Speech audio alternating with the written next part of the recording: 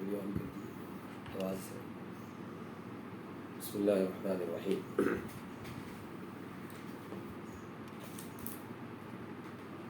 دیکھیے 2-3 کلاسز الحمدللہ ہوئے، فقہ کے بارے میں ہم لوگوں کو پتہ چلا، اور مجھے امید ہے کہ یہ بھی آپ لوگوں کو اندازہ ہوا ہوگا کہ ہم لوگوں نے آج تک صرف قرآن حدیث سنا ہے.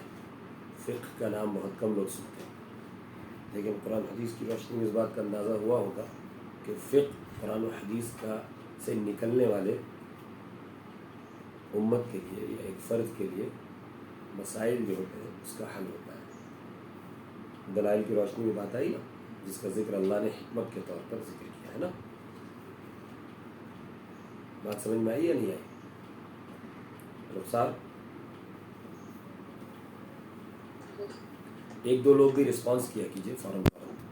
ٹھیک ہے، تو قرآن والی اب کیا ہے، شریعت کیسے ترتیب دی گئی ہے، شریعت کیسے بنی ہے. ہم سبوں کو پتہ ہے کہ دنیا میں کوئی چیز بھی ہوتی ہے وہ ترتیب کے ساتھ چلتی ہے نا. بے ترتیب اگر بنائی جائے اور اصول اور ضوابط اور کنڈیشنز، ٹرمز یہ اگر نہ بنائے جائیں تو کوئی بھی سسٹم، کوئی بھی نظام نہیں چل سکتا، وہ درم برم ہو جائے گا. اور اسلام جو ایک عالمگیر مذہب ہے جس میں ہزاروں نہیں بلکہ کروڑوں اربوں لوگ اس میں شریک ہوں گے، اسلام لائیں گے آگے چل کے اللہ کے علم میں تھی یہ بات. اور مختلف کلچرز، مختلف تہذیبیں، اللہ نے اس دنیا کو مختلف طریقے سے بنایا ہے.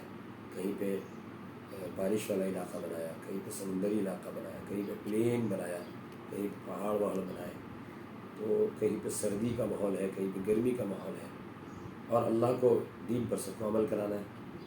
تو اس وجہ سے اس طرح کا نظام دیا گیا، اس طرح کی ترتیب دی گئی ہزاروں کروڑوں لوگوں کے لیے، ہزاروں کلچرز کے لیے، ہزاروں زبان والوں کے لیے، ہزاروں علاقے والوں کے لیے، کہ تاکہ وہ لوگ قیامت تک، یہ دین اب 1400-1500 سال کے لیے آیا نا، قیامت تک کے لیے آیا، تو شریعت پر آرام سے عمل کر سکیں.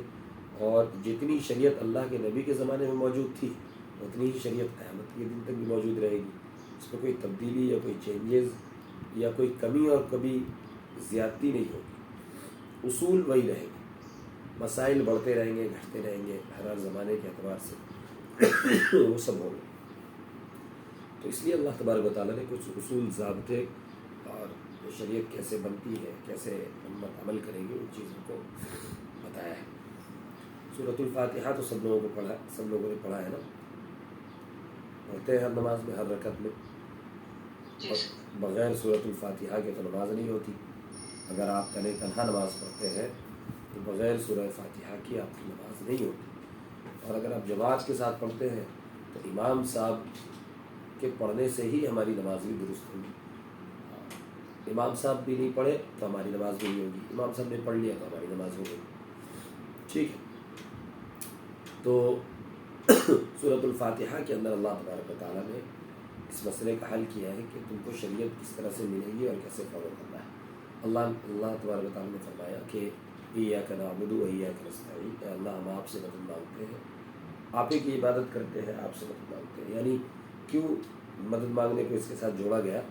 ایک تو توحید کا بھی معاملہ ہے کہ مدد ہم کو صرف اللہ سے مانگنی ہے، اور دوسرا معاملہ یہ ہے کہ ہم عبادت آپ سے کرتے ہیں تو مدد بھی آپ ہی سے مانگتے ہیں کہ کیسے ہم عبادت کر سکیں صحیح طریقے سے، آپ ہی ہمیں بتائیں گے، تو آپ ہی سے مدد مانگتے ہیں. تو اللہ نے فرمایا اہدنا الصراط المستقیم، تو یہ دعا مانگا کرو ہر نماز میں، ہر رکعت میں، کہ اللہ ہمیں سیدھے راستے کا سیدھا راستہ دکھا دیجیے، ہمیں سیدھے راستے کی ہمیشہ گائیڈنس دیجیے ہر چیز میں. تو وہ سیدھا راستہ کیا ہونا چاہیے؟ سیدھا راستہ ہم سب بات کرتے ہیں نا، صراط مستقیم، صراط مستقیم. تو سیدھا راستہ کیا ہونا چاہیے؟ اس دنیا میں بے شمار لوگ ہیں جو اس وقت ہمیں کنفیوز کرتے ہیں. بعض لوگ کہتے ہیں کہ قرآن کا راستہ سیدھا ہے، بعض لوگ کہتے ہیں حدیث کا راستہ سیدھا ہے، بعض لوگ کہتے ہیں کہ قرآن و حدیث نہیں بلکہ جو عقل میں آنے والی بات ہے اس کا راستہ سیدھا ہے. اس طرح کی باتیں ہوتی ہیں. تو اللہ نے خود فیصلہ کیا ہے کہ قرآن کا ہی راستہ سیدھا ہے، حدیث کا ہی راستہ سیدھا ہے، ان دونوں کے علاوہ کوئی راستہ سیدھا نہیں ہے. لیکن اس کی تشریح کون کرے گا کہ کون سا قرآن کا راستہ ہے اور کون سا حدیث کا راستہ ہے؟ اس کے لیے ضروری ہے کہ جو لوگ قرآن اور حدیث کو اپنی زندگی میں لے کر چلتے ہو اور چلے ہو، ان لوگوں کو فالو کیا جائے. اسی کو اللہ تبارک و تعالیٰ نے کہا کہ صراط الذین انعمت علیہم، صراط المستقیم کون سا ہے؟ ان لوگوں کا راستہ ہے جن لوگوں پر اللہ نے انعام کیا ہے۔ اللہ نے یہ نہیں کہا کہ صراط مستقیم صراط العلم، علم کا راستہ ہے، صراط المستقیم صراط الحدیث ہے، صراط المستقیم صراط علماء کرام ہے، یا صراط المستقیم صراط القرآن ہے، یا صراط المستقیم صراط ایکسپیریمنٹ ہے، صراط المشاہدہ ہے کہ تم ہر چیز کا جب تک مشاہدہ نہیں کرو گے تب تک جو ہے، مشاہدہ کا مطلب ہوتا ہے ایکسپیریمنٹ کرنا، جب تک ہم دیکھیں گے نہیں ایک چیز کو اللہ کے نبی کو کرتے ہوئے تب تک ہم اس چیز پر عمل نہیں کریں گے، جب تک میرے نام کے ساتھ قرآن کریم میں میرے لیے کوئی حکم نہیں آئے گا تب تک ہم اس پر عمل نہیں کریں گے۔ تو اس طرح کی چیزیں نہیں کی گئی، بلکہ اللہ نے کیٹیگری بیان کی کہ صراط المستقیم کیا راستہ ہوگا۔ دراصل اگر صراط مستقیم کو پہچاننا ہے تو ان لوگوں کو پہچان لیجئے جن لوگوں نے صراط مستقیم پر چل کر اس دنیا میں کامیابی حاصل کی۔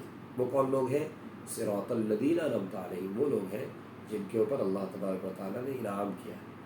قرآن کا ایک اصول ہے کہ قرآن کی ایک آیت کی تفسیر سب سے پہلے قرآن کریم کی دوسری آیتوں سے ہی کی جائے گی۔ بات سمجھ میں آ رہی ہے؟ یعنی قرآن کی ایک آیت جو واضح طور پر سمجھ میں نہیں آ رہی ہو تو قرآن ہی خود دوسری جگہ پہ کوئی آیت لاتا ہے جو یہ بات بتاتی ہے کہ اس آیت کا حقیقی مطلب کیا ہے۔ انسان خود اپنی مرضی سے نہیں اس کی تفسیر کر سکتا۔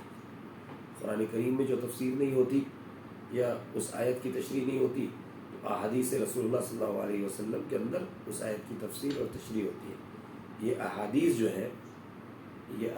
جو ہے یہی قرآن کی تشریح ہے۔ احادیث کو اسی لیے وحی کہا گیا ہے کیونکہ وہ قرآن ہی کی تشریح ہے، الگ سے کوئی بات نہیں ہے۔ کان خلقہ القرآن۔ تو اللہ تبارک و تعالیٰ نے انعمت علیہم، اب یہ کون لوگ ہیں اس کی تشریح دوسری ایک جگہ میں کی ہے، اولئک الذین انعم اللہ علیہم من النبیین والصدیقین والشہداء والصالحین۔ سعدیہ کچھ کہنا چاہ رہی ہیں آپ؟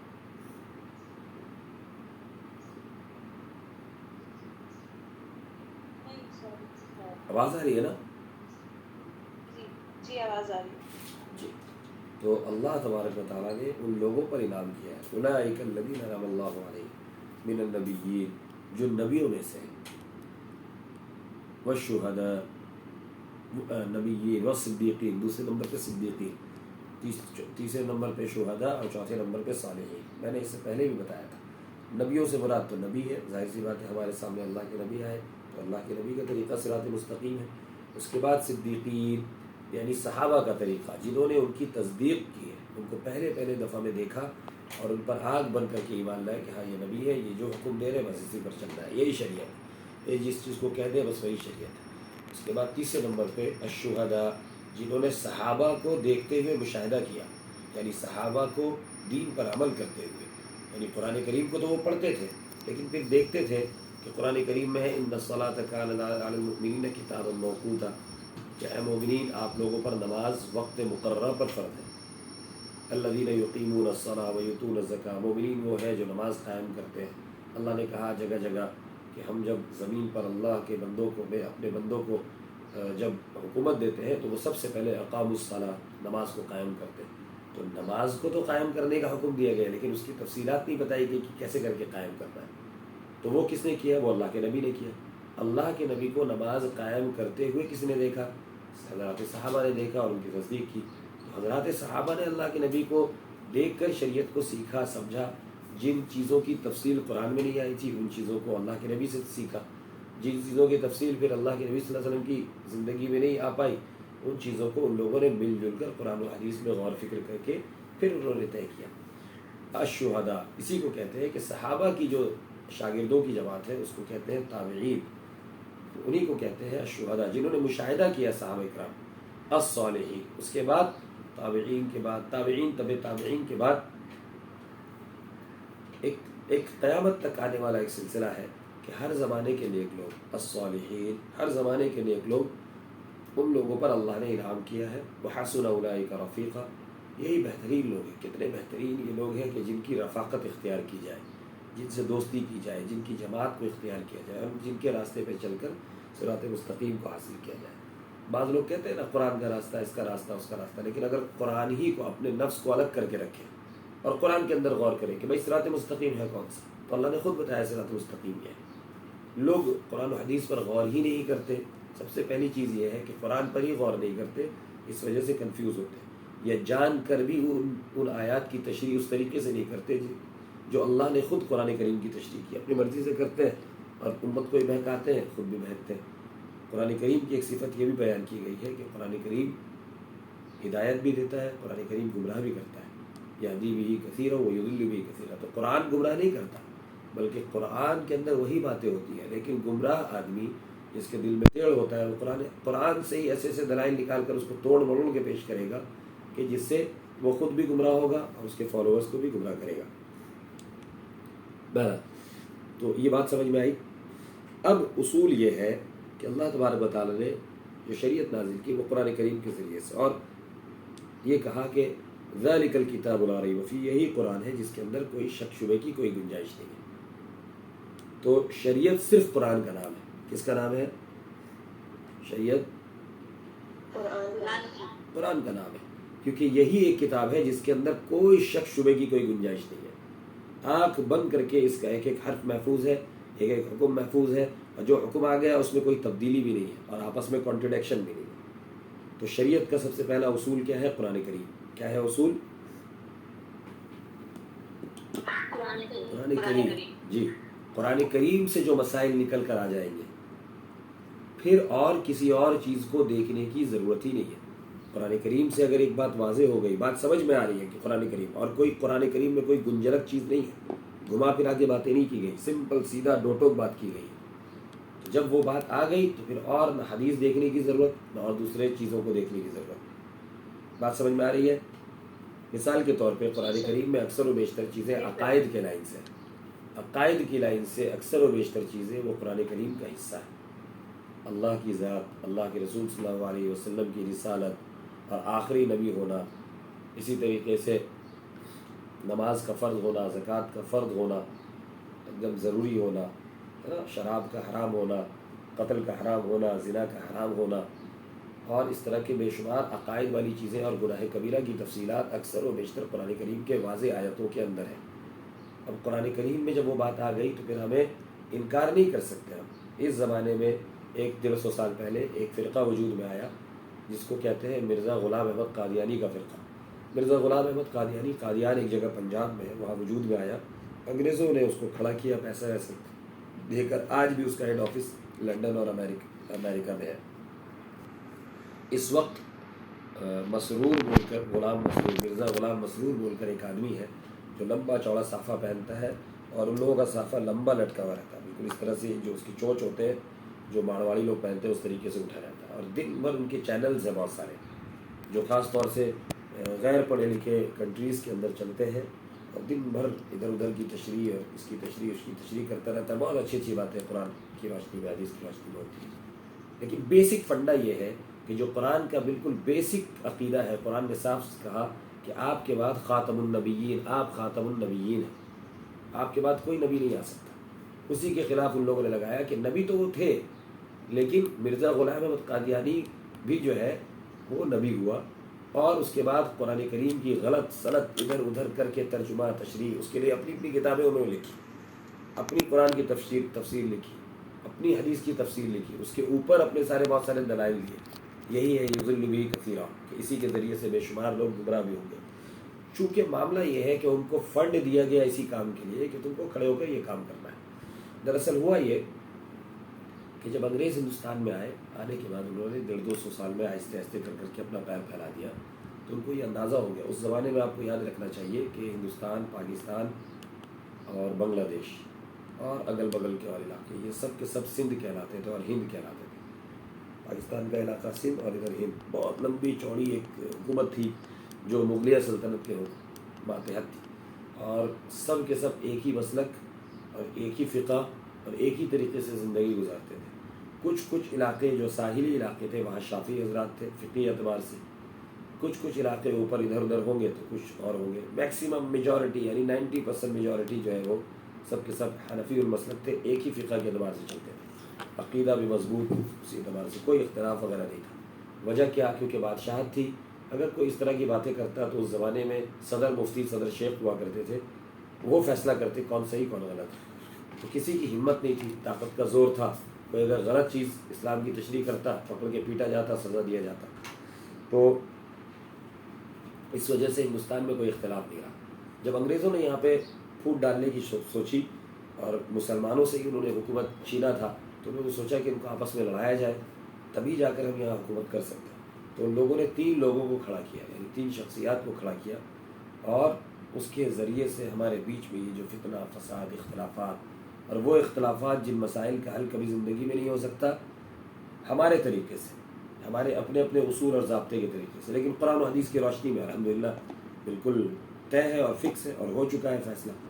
انہوں نے 3 لوگوں کو کھڑا کیا کہ ان لوگوں کو آپس میں جب تک لڑایا نہیں جائے گا، یہ چھوٹے چھوٹے مسائل میں الجھیں گے نہیں، تب تک جو ہے ہم ان کے اوپر حکومت نہیں کر سکتے۔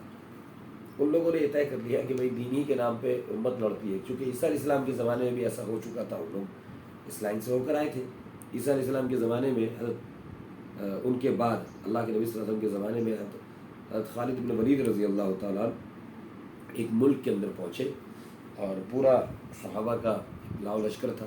ان لوگوں کو یہ یقین تھا کہ بھائی ساحل میں اتنی بڑی تعداد ہوگی دشمنوں کی کہ ان سے بڑا زبردست مقابلہ کرنا پڑے گا، لیکن جب پہنچے تو دیکھا کہ چند لوگ یعنی گنے چنے فوج وہاں پہ تھی، بقیہ وہاں کوئی تھا ہی نہیں۔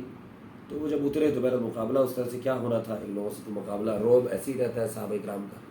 تو ان لوگوں نے جب پوچھا کہ بھائی کیا معاملہ ہے، تو انہوں نے کہا کہ دراصل بادشاہ نے اس کنٹری کے 2 آپس میں 2 گروپوں میں جو ایک آج مناظرہ ہونے والا ہے، مناظرہ کو کہتے ہیں ڈیبیٹ کو، وہ ہونے والا ہے، تو ساری کی ساری فوج کو وہ شہر میں داخل کر کے رکھا ہے تاکہ آپس میں قتل و غارت گیری نہ ہو جائے ان لوگوں کی۔ ہوتا یہی ہے کہ جب اندر میں آپس میں جب دشمنی ہوتی ہے اور گھر کے اندر جب جھگڑا لڑائی ہوتا ہے تو باہر کے دشمنوں کی ضرورت نہیں پڑتی۔ باہر کے دشمن بہت آسانی سے ہمارے اوپر قبضہ بھی کرتے ہیں اور ہمارے ساتھ کھیلتے بھی ہیں۔ تو صحابہ نے پوچھا کہ بھائی کیا مسئلہ ہے؟ تو انہوں نے کہا کہ اصل میں آج مناظرہ اس بات پر ہے کہ حضرت عیسیٰ علیہ السلام کا پیشاب نعوذ باللہ من ذالک پاک تھا یا ناپاک۔ چونکہ بریلوی عیسائیوں کی جو جماعت ہے وہ اسلام سے افراد کر کے چلی گئی ہے، یعنی حضرت عیسیٰ علیہ السلام کی ذات نبی والی تھی، ان کو خدائی درجہ دیا جانے لگا، اتنا متبرک کیوں؟ کیونکہ بس اس لیے کیونکہ وہ بغیر باپ کے پیدا ہوئے تھے، اور اس کو اچنبا بنا لیا، اس کو ایسا، جبکہ یہ سمجھنا چاہیے تھا کہ اللہ کچھ بھی کر سکتا ہے۔ اللہ نے خود سورہ آل عمران میں مثال دی کہ بھائی اگر تم عیسیٰ کے صرف باپ ماں کے پیدا ہونے سے اچنبے میں ہو تو ان مثل عیسیٰ عند اللہ کمثل آدم، تو اللہ کے نزدیک تو یہ بہت آسان چیز ہے، اس نے تو بغیر ماں اور باپ کے آدم کو پیدا کیا تھا۔ عیسیٰ تو کم سے کم ماں سے پیدا ہوئے، ایک نیچرل پروسیس کے ذریعے سے آئے۔ آدم علیہ السلام جس کے تم سب اولاد ہو، وہ تو بالکل عجیب ان نیچرل طریقے سے آئے، تو کوئی بہت بڑی اچنبے کی بات تو نہیں۔ اللہ کی ذات سے کوئی بھی چیز پرے نہیں ہے۔ اس دنیا میں بے شمار صبح شام تک ایسی چیزیں ہوتی رہتی ہیں کہ مردے سے اللہ زندہ نکالتا ہے، زندوں سے مردہ نکالتا ہے۔ دیکھو دن سے رات نکلتی ہے، رات سے دن نکلتا ہے، انڈے سے مرغی نکلتی ہے، مرغی سے انڈا نکلتا ہے، اس طرح کی چیزیں ہیں، تو اس میں کوئی عجیب بات نہیں ہے۔ تو ان چیزوں کو ان لوگوں نے عجیب بنا کر اسی کے اندر الجھ کر رہ گئے کہ حضرت عیسیٰ علیہ السلام کو اتنی متبرک ذات تصور کر لیا کہ وہ یقیناً کوئی نہ کوئی خاص چیز ہے، اور انہی چیزوں میں بحثوں میں نپٹ گئے۔ اب وہ اگر انجیل کو فالو کرتے تو کوئی مسئلہ ہی نہیں تھا، لیکن آہستہ آہستہ جو امت کے اندر زوال آتا ہے تو ایسے ہی مسائل میں الجھتی ہے۔ تو صحابہ نے پوچھا کہ بھائی کیا مسئلہ تھا؟ تو انہوں نے کہا کہ یہ مسئلہ ہے کہ حضرت عیسیٰ علیہ السلام کا پیشاب پاک ہے یا ناپاک، اس کا فیصلہ کون کر سکتا ہے؟ خود حضرت عیسیٰ علیہ السلام ہی کر سکتے ہیں۔ اب وہ چونکہ آنے والے نہیں ہیں، اور انہوں نے انجیل کے اندر جو بات کر لی کہ بھائی میرا پیشاب پاک ہے یا ناپاک ہے، اس سے کیا فرق پڑتا ہے؟ کیا فرق پڑتا ہے اس سے؟ میں نے تم سے کہا کہ ایک اللہ کی عبادت کرو، مجھے رسول مانو اور اس طریقے سے زندگی گزارو، یہ اہم چیز تھی۔ تو صحابہ کرام بہت ہنسے، اور صحابہ کرام نے بہت افسوس ظاہر کیا، اور انہوں نے کہا کہ یہ کیا، کتنے بیوقوف لوگ ہیں۔ حضرت خالد بن ولید رضی اللہ تعالیٰ عنہ چونکہ بہت ہی جلیل القدر صحابی تھے، مزاج نبوت کو سمجھتے تھے، کتابوں کا مطالعہ تھا ان کے نزدیک، تو انہوں نے کہا کہ تم ہنستے ہو، ایک وقت وہ آئے گا کہ ہماری امت کے لوگ بھی ایسے ہی مسائل پہ الجھیں گے۔ آج ہم ایسے ہی مسائل میں الجھے ہوئے ہیں۔ فاتحہ کا حکم قرآن کریم میں دیا گیا، یعنی کہ سورۃ الفاتحہ کو اہم بتایا گیا، لیکن قرآن میں اس کی تفصیل نہیں ہے۔ نماز پڑھنے کا حکم دیا گیا، حدیث میں بھی 3 قسم کی باتیں کی گئی۔ اکیلے میں نماز پڑھو تو سورۃ فاتحہ پڑھنا ہے، جماعت کے ساتھ پڑھو تو بھائی امام نے جو پڑھ دیا وہ کافی ہے، اور جماعت کے ساتھ پڑھ لے اور رکعت چھوٹ گئی تو اس کے بعد اگر پڑھ لے تو سب چیزیں پڑھنی ہے، سورہ فاتحہ سورت سب ملانی ہے۔ زور سے پڑھ لے ہو تو زور سے پڑھنا ہے، آہستہ نماز ہو رہی ہے تو آہستہ پڑھ لینا ہے۔ تو یہ صاف سیدھا حکم اللہ کے نبی صلی اللہ علیہ وسلم نے تفصیلات بتا دی۔ اپنے بارے میں یہ بتایا کہ بھائی میں اللہ نہیں ہوں، میں اللہ کا بندہ ہوں، میں بہت متبرک ہوں، اللہ کے بعد سب سے بڑی ذات اللہ کے نبی صلی اللہ علیہ وسلم کی ہے، لیکن جو صفات اللہ کے ساتھ خاص ہیں، اولاد دینا، شادیاں کرانا، روزی روٹی دینا، کسی کی بخشش کرنا، کسی کو معاف کرنا، کسی کو سزا دینا، کسی کو کوئی چیز سے نوازنا، یہ سب اللہ کا کام ہے، یہ اللہ کے رسول کا کام نہیں ہے۔ اللہ کے رسول نے خود فرمایا، اور اول اور آخر کا علم ہونا، حاضر اور ناظر ہونا، ہر جگہ موجود ہونا۔ جی کوئی کچھ کہہ رہا ہے؟ حاضر اور ناظر ہونا، حاضر کا مطلب ہے کہ جس طریقے سے اللہ تبارک و تعالیٰ ہر جگہ حاضر ہے، ہر جگہ حاضر ہونے کا مطلب یہ ہوتا ہے کہ اللہ کی قدرت ہر چیز کا احاطہ کی ہوئی ہے۔ آیت الکرسی کے اندر یہ چیز ہے، یحیطون بکل شیء من علمہ، یا اس طرح کی آیت ہے کہ ان کا علم جو ہے ہر چیز کا احاطہ کیا ہوا ہے، ان اللہ علی کل شیء قدیر، اللہ ہر چیز پر قادر ہے نا۔ لیکن اللہ کے نبی صلی اللہ علیہ وسلم کے بارے میں یہ بات نہیں کہی گئی۔ بے شمار واقعات ایسے ہیں، اللہ کے نبی نے خود فرمایا، بے شمار واقعات ایسے ہیں کہ اگر علم ہوتا ان چیزوں کا تو میں اپنے بارے میں خیر لکھ لیتا۔ وَلَوْ كُنْتُ أَعْلَمُ الْغَيْبَ لَاسْتَكْثَرْتُ مِنَ الْخَيْرِ، قرآن کی آیت ہے کہ اگر میں عالم الغیب ہوتا تو میں اپنے حق میں ساری کی ساری اچھائیاں لکھ لیتا، اور اچھائیاں لکھنے کے ساتھ ساتھ جو برائی میرے مقدر میں لکھی ہوئی ہے، میرے ساتھ مصائب اور پریشانیاں آنے والی ہیں ان کو میں مٹا دیتا، اور ان سے پہلے ہی اگر کسی کو پتہ چلے کہ وہ کل بیمار ہونے والا ہے اور یہ کھانے سے بیمار ہونے والا ہے تو وہ کھائے گا؟ نہیں کھائے گا۔ کسی کو پتہ چلے کہ وہاں جانے سے ایکسیڈنٹ ہونے والا ہے، وہ جائے گا؟ نہیں جائے گا۔ تو اللہ کے نبی صلی اللہ علیہ وسلم کے جو غزوہ احد میں ان کے 2 دانت شہید ہوئے، خود جو تھا جس کو وہ پہنتے تھے سیفٹی میں وہ گزا، اس طرح کی چیزیں آئیں۔ اب اسی کے اوپر امت لڑ رہی ہے کہ اللہ کے نبی بھی عالم الغیب تھے، اللہ کے نبی بھی حاضر و ناظر ہے۔ یہ ایک طبقے نے، بریلوی طبقے نے بنا لیا یہ مسائل کو، اہل حدیث طبقے نے اس بات کو بنا لیا کہ اللہ تبارک و تعالیٰ عرش کے اوپر موجود ہے اور دنیا میں نہیں ہے، ادھر ادھر نہیں ہے۔ قرآن کریم کے اندر غور نہیں کرتے، ایک آیت کو لے لیا استواء علی العرش کا، ارے قرآن اللہ تبارک و تعالیٰ اگر عرش پر موجود ہے تو کس شکل میں موجود ہے؟ بیٹھے ہوئے ہیں، کھڑے ہیں؟ اور ایک بات سمجھیے کہ عرش کی تفصیلات کے سلسلے میں اللہ نے کوئی تفصیل نہیں بتائی کہ عرش کی شکل کیا ہے، عرش کتنا بڑا ہے، عرش کے اوپر کرسی کتنی بڑی ہے، کہاں پہ ہے وہ، اس طریقے سے بہت مختصر تفصیلات بتائی گئی۔ امت کو بس اس کے اوپر یقین کرنا تھا کہ بھائی اللہ تعالیٰ مستوی علی العرش ہے، مستوی علی العرش، اور یہ ان آیات میں سے ہے قرآن کریم کے کہ جن کی تشریح اور تفصیل ہم نہیں کر سکتے، اللہ کے نبی نے بھی نہیں کیا، اور اس بارے میں منع بھی کیا غور و فکر کرنے میں، کیونکہ اگر ہم یہ طے کریں گے کہ اللہ تبارک و تعالیٰ عرش میں ہے تو قرآن کریم کی بے شمار آیتیں یہ ہیں کہتی ہیں کہ اللہ تبارک و تعالیٰ بہت قریب ہے۔ اللہ نے کہا کہ تم مجھ سے دعا مانگو، اجیب دعوت الداعی اذا دعانی فلیستجیبوا لی ولیؤمنوا بی لعلہم یرشدون، جب کوئی مجھ سے دعا مانگتا ہے میں اس کے قریب ہوتا ہوں۔ اللہ تبارک و تعالیٰ نے یہ فرمایا نحن اقرب الیہ من حبل الورید، ورید کہتے ہیں شہرک کو جس سے انسان کٹنے سے انسان مر جاتا ہے، جانور کٹنے سے جانور مر جاتا ہے، یہ رگ کٹنے سے، میں اس سے بھی زیادہ قریب۔ اللہ تبارک و تعالیٰ نے فرمایا کہ تم دایاں دیکھو بایاں دیکھو، جس طرف بھی دیکھو میں وہاں پہ موجود ہوں، فثم وجہ اللہ، اللہ کا چہرہ وہاں موجود ہوتا ہے۔ اللہ تبارک و تعالیٰ نے قرآن کریم میں فرمایا کہ 2 لوگ میٹنگ کرتے ہیں، تیسرا اللہ ہوتا ہے، 3 لوگ میٹنگ کرتے ہیں، چوتھا اللہ ہوتا ہے، کم اور زیادہ 10 لوگ 1000 لوگ میٹنگ کریں گے تو اللہ تبارک و تعالیٰ وہاں موجود ہوتا ہے۔ قرآن کریم کی بات، حدیث میں آئی ہے، اللہ تبارک و تعالیٰ نے فرمایا کہ آدھی رات کے اندر میں پہلے آسمان پہ آ جاتا ہوں اور میں بندوں کی بات سنتا ہوں۔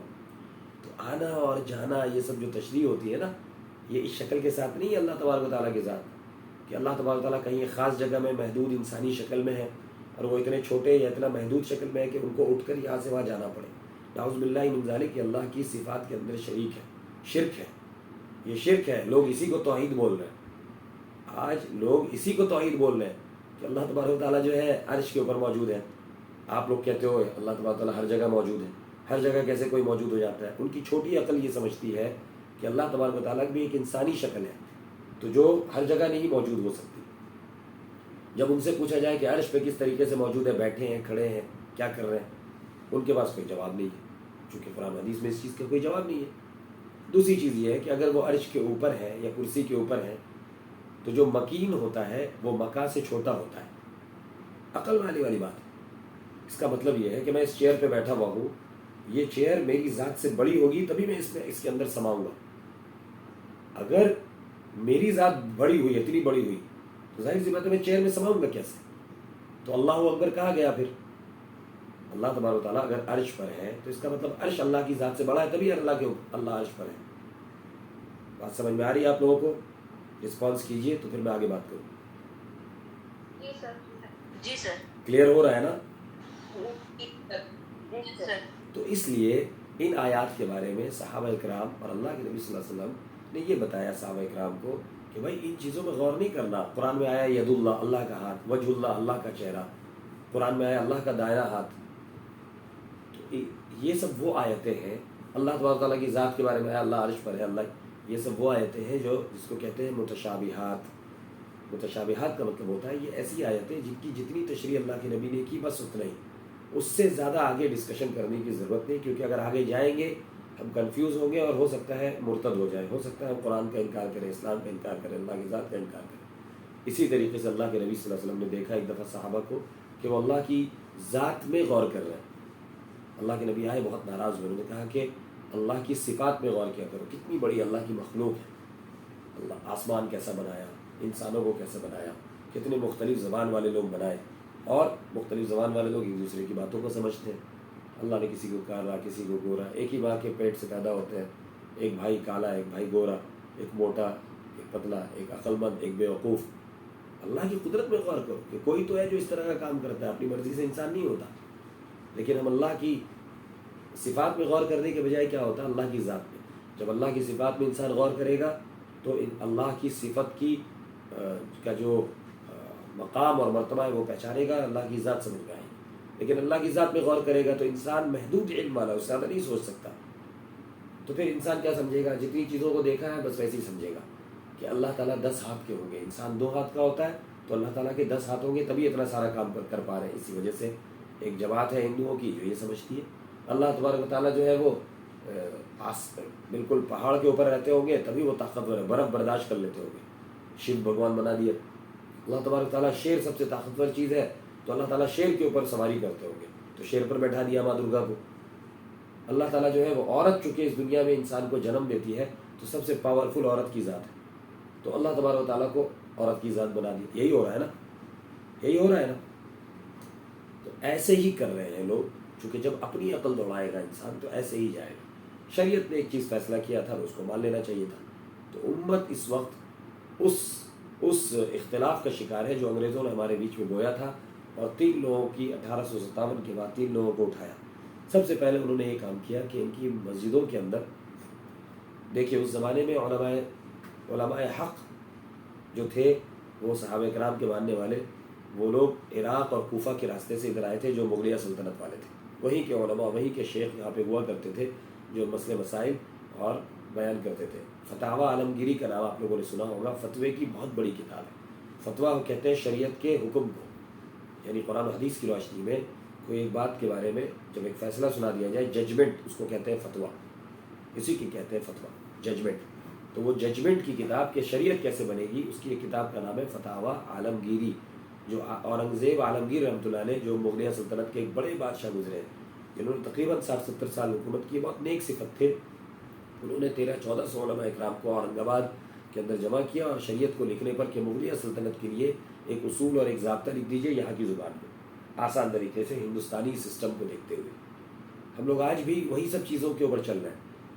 لیکن اب بہت سارے لوگ اس زمانے میں پیدا ہوئے کہ اس کے بعد جیسے جیسے مغلیہ سلطنت کمزور ہوئی اور انگریز ہمارے بیچ میں آئے, ہمارے درمیان پھوٹ ڈالنا شروع کیا, انہی مسائل کے بارے میں الجھا کر رکھ دیا, اور چند مسائل میں الجھا کر رکھ دیا کہ تم اسی میں لڑو, تم حکومت کرنے کے بارے میں سوچو بھی مت, اور ہم سے دوبارہ حکومت لے کر اسلام کا نظام نافذ کرنے کے بارے میں سوچو مت. وجہ کیا ہے, جب آدمی کھانے پینے کے مسائل میں الجھتا رہے گا تو غربت غریب کر دیا گیا.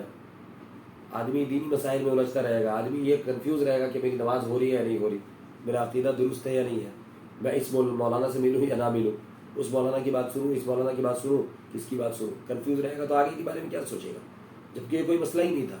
ہر ایک آدمی اگر دین کی بنیادی علم لیتا تو اس کو کسی مولانا کو فالو کرنے کی ضرورت ہی نہیں تھی. ہمارا کلمہ لا الہ الا اللہ تک درست نہیں ہوتا, سورہ فاتحہ کے اوپر لڑائی کرتے ہیں، سورہ فاتحہ کا لفظ درست نہیں ہوتا. اور افسوس کی بات یہ ہے کہ جو ابھی طبقہ سب سے زیادہ سورۃ الفاتحہ کے اوپر لڑتا ہے کہ سورہ فاتحہ نہیں پڑھے تو نماز نہیں ہوگی، دوسروں کی نماز خراب ہو جاتی ہے، اور آپ کو پنک کرتے ہیں، پوک کرتے ہیں، خدا کی قسم کھا کر کہتا ہوں کہ سب سے خراب سورہ فاتحہ اسی طبقے کی ہے، سب سے خراب. افسوس کی بات یہ ہے جو اللہ کے نبی کی محبت کی بات کرتا ہے اور اللہ کے نبی کی اطاعت کو ہی لے کر اس دنیا میں معاملہ مچایا ہوا ہے کہ ایک جماعت وہ ہے جو گستاخ رسول ہے، ان کو نہیں ماننا چاہیے، ان سے دور رہنا چاہیے، اولیاء اللہ کو نہیں مانتے، یہ نہیں مانتے، وہ نہیں مانتے. سب سے زیادہ تحقیر اور بے عزتی اللہ کے نبی صلی اللہ علیہ وسلم کی کوئی جماعت کرتی ہے تو وہی جماعت کرتی ہے. یہاں تک کہ اب تو کیک کاٹنا شروع کر دیا ہے عید میلاد النبی میں، اللہ کے نبی کا برتھ ڈے سیلیبریٹ کرتے ہیں. یہاں تک کہ کئی مجلسوں میں اللہ کے نبی صلی اللہ علیہ وسلم کی ایک کرسی لگائی جاتی ہے اسٹیج کے اوپر، اور اس کے خلاف اس کے اگل بغل طواف کیا جاتا ہے، اور یہ سمجھا جاتا ہے کہ اللہ کے نبی صلی اللہ علیہ وسلم حاضر ہو رہے ہیں اس وقت یہاں پہ. نعوذ باللہ من ذالک. افسوس کی بات ہے، افسوس کی بات ہے. اور وہی طبقہ کہتا ہے بھائی اللہ کے نبی اس دنیا سے ایک بہترین جگہ میں جا چکے ہیں. کون عقل مند ہوگا جو اللہ کی نبی کو اس گھٹیا دنیا اور ایک ذلیل دنیا کے اندر دوبارہ سے بلائے گا؟ کیوں تشریف لائے اللہ کے نبی صلی اللہ علیہ وسلم؟ کیا 63 سال انہوں نے محنت کی اور جد و جہد کی اور اس دنیا کو کامیاب بنانے کے لیے شریعت کو ہمیں دیا، یہ کافی نہیں تھا؟ پھر دوبارہ سے ان کو بلایا جا رہا. تو یہ اللہ کے نبی کی تحقیر ہے. بھائی علماء دیوبند یا پھر جو علماء حق ہوتے ہیں، اہل سنت والجماعت کا ماننا یہ ہے کہ اللہ کے نبی اپنی جگہ پہ تشریف رکھتے ہیں، امت کے اعمال ان تک پیش ہوتے ہیں. ہم بڑوں کو اپنی مجلسوں میں نہیں بلاتے بلکہ خود بڑوں کی مجلسوں میں جاتے ہیں اور ان سے سیکھتے ہیں. کیسے لوگ ہیں، کامن باتیں سمجھ میں آتی ہیں. تو ایک طبقے کو اس لیے نکالا گیا کہ ان کی مسجدوں کے اندر بہت اتحاد ہے، اتفاق ہے، جمعے کی نماز میں جمع ہوتے ہیں، 99.9% لوگ جمع ہوتے ہیں. جب وہاں پہ کوئی پیغام دیا جائے گا تو پوری دنیا میں آگ لگ جائے گی، پوری دنیا میں ایک مسئلہ چلے گا. سب سے پہلے ان کی مسجدوں کے اندر توڑ پیدا کرو. تو کیا توڑ پیدا کیا کہ بھائی تم جو نماز پڑھ رہے ہو یہ صحابہ کی نماز نہیں ہے. عورتیں جو نماز پڑھ رہی ہیں یہ وہ نماز نہیں ہے جو حضرات صحابیات پڑھتی تھی، بلکہ دیکھو بخاری میں یہ ہے، دیکھو مسلم شریف میں یہ آیا ہے، اور تمہارے ملا مولانا یہ کہتے ہیں. تم لوگ تو فقہ فالو کرتے ہو، قرآن و حدیث فالو نہیں کرتے. فقہ کو گویا کہ ایسے کر کے پیش کیا ظاہری شکل میں. فقہ کسے کہتے ہیں میں نے بتایا آپ لوگوں کو کہ فقہ نچوڑ کا نام ہے، اور نچوڑ تک عقل والے لوگ پہنچتے ہیں. سفیہ لوگ جس کو قرآن کریم میں سیقول السفہاء کہا وہ نہیں پہنچتے. بھائی اللہ تبارک و تعالیٰ نے ایک نماز کے اندر قبلہ موڑ دیا بیت المقدس سے کعبہ کی طرف. عقل مند لوگ صحابہ تھے وہ مڑ گئے کہ بھائی جب نبی مڑ گیا تو ہمیں کیا ضرورت ہے بیت المقدس کو لے کر جھیل جھمیلا کرنے کی، بھائی ہم بھی مڑ جائیں گے. بیوقوف لوگ کون تھے؟ 17-18 مہینے اس طرف تھے تو اس طرف قبلہ تھا. اب کس نے موڑ دیا اس طرف؟ کیونکہ ان کا یقین قرآن کی ذات پر نہیں تھا، ان کا یقین رسول اللہ صلی اللہ علیہ وسلم کی ذات پر آنکھ بند کر کے نہیں تھا. اب انہوں نے یہ سب کرنا شروع کیا. دیکھو قرآن کی آیت تو ظاہری ہے کہ بیت المقدس کی طرف کرتے ہیں، تمام کے تمام نبی جو ہے بیت المقدس کی طرف کرتے ہوئے ہیں. یہ کہاں سے مڑ گئے کہ اکیلے جو ہے وہ کعبہ کی طرف؟ یہ اپنے آپ کو وہ عقل مند سمجھ رہے تھے جبکہ وہ بیوقوف تھے. تو ظاہری چیزوں کو جو آدمی سمجھتا ہے، ظاہری آیات کو، ظاہری حدیث کو، وہ سمجھ کر اپنے مطابق جب وہ فیصلہ کرتا ہے بیوقوفی کرتا ہے. اور جو 10 قسم کی باتیں ہوتی ہیں، شریعت کا مختلف دور ہوتا ہے. شریعت میں کبھی کبھی لوگ سفر میں ہوتے ہیں، کبھی حضر میں ہوتے ہیں، مختلف احادیث آتی ہیں. ان سبوں کے نچوڑ پر جب کوئی فقیہ، جب کوئی امام، جب کوئی صحابی غور و فکر کرنے کے بعد فیصلہ کرتے ہیں تو اس کا مطلب یہ نہیں ہے کہ وہ سامنے آئی ہوئی حدیث ان تک نہیں پہنچی تھی. بخاری شریف کی، مسلم شریف کی، بخاری اور مسلم اتنے بعد کی کتابیں ہیں کہ اس سے پہلے شریعت پوری کی پوری لکھ دی گئی ہے، کتاب کی شکل میں آ گئی ہے. بخاری اور مسلم 100 سال کے بعد آئے ہیں، لوگوں کو پتہ ہی نہیں ہے. اب عوام کو علم تو دیتے نہیں، بہکانے کا کام کرتے ہیں. وہ یہ نہیں بولتے کہ بخاری اور مسلم 100 سال کے بعد آئی ہے. صحابہ کے زمانے میں جو چیزیں حدیثیں آئی تھی جس کے اوپر امت عمل کرتے ہوئے آ رہی ہے وہ حدیثیں بالکل اوتھینٹک اس زمانے میں تھی. بعد میں ہم ہی لوگوں نے اس کے اندر ملیا میٹ کیا، یا بعد میں ہو سکتا ہے امام بخاری بخارا کے تھے، ان کو وہ بات صحیح سے نہیں پہنچی، انہوں نے اپنی کتاب میں ذکر نہیں کیا. انہوں نے کبھی نہیں کہا کہ میں نے ساری صحیح حدیث جمع کر دی. تو بعض لوگ کھڑے ہوئے اور کھڑے ہونے کے بعد ان لوگوں کا جو مین آدمی تھا وہ آدمی تھا ثناء اللہ امرتسری. اس طرح کے اور 2-4 لوگ تھے. ان لوگوں کو انگریزوں نے، علم والے لوگ تھے، عقل والے لوگ تھے، ان لوگوں کو پیسہ دیا، کھڑا کیا اور یہ کہا کہ اب امت میں فساد پھیلاؤ. تو اب یہ مسجدوں میں جا کر، اسی لیے آپ 150 سال پہلے کوئی بھی ایک اہل حدیث جماعت کا نام دیکھیں گے، اور ان کا نام اہل حدیث پہلے نہیں تھا، ان کا نام غیر مقلد تھا یا ظاہریہ تھا۔ نواب صدیق حسن خان صاحب جو ان کے بھوپال کے بہت بڑے عالم گزرے، انہوں نے انگریز کو خط لکھا کہ یہ ہم لوگوں کو غیر مقلد کہا جاتا ہے، ہم لوگوں کو ظاہری کہا جاتا ہے، یہ غلط بات ہے۔ وہ ایک حق پرست عالم تھے، ماشاءاللہ اچھے آدمی تھے، حالانکہ اہل حدیث تھے۔ تو ہم لوگوں کو انگریز جو اس زمانے کے لارڈ تھے، آپ سے گزارش ہے کہ ہم لوگوں کو اہل حدیث کا نام جو ہے یہ سرٹیفکیٹ آپ ایشو کر دیجیے۔ تو آج بھی وہ فتاویٰ ثنائیہ بول کر کتاب ہے، الحمدللہ وہ جو انہوں نے بھیجا تھا وہ ان کو اپلیکیشن وہ بھی موجود ہے، اور جو انگریزوں نے ان لوگوں کو اہل حدیث نام سے نوازا وہ بھی موجود ہے، سب چیزیں موجود ہیں، آپ لوگوں کو انشاءاللہ وہ سب چیزیں شیئر کی جائیں گی۔ اس کے بعد سے اہل حدیث اپنے نام، تو اہل حدیث کیوں؟ اہل قرآن کیوں نہیں؟ اہل قرآن کیوں نہیں؟ قرآن تو اول ہے نا بھائی، حدیث تو بات کی بات ہے، تو اہل حدیث کیوں ہو؟ 1400 سال میں آج تک کسی مسجد کے اوپر کوئی ٹیگ لائن نہیں لگا کہ یہ اہل حدیث کی مسجد ہے۔ یہ جماعت آئی اور بریلوی جماعت آئی، ان لوگوں نے لگا دیا یہ بریلویوں کی مسجد ہے، یہ اہل حدیث کی مسجد ہے۔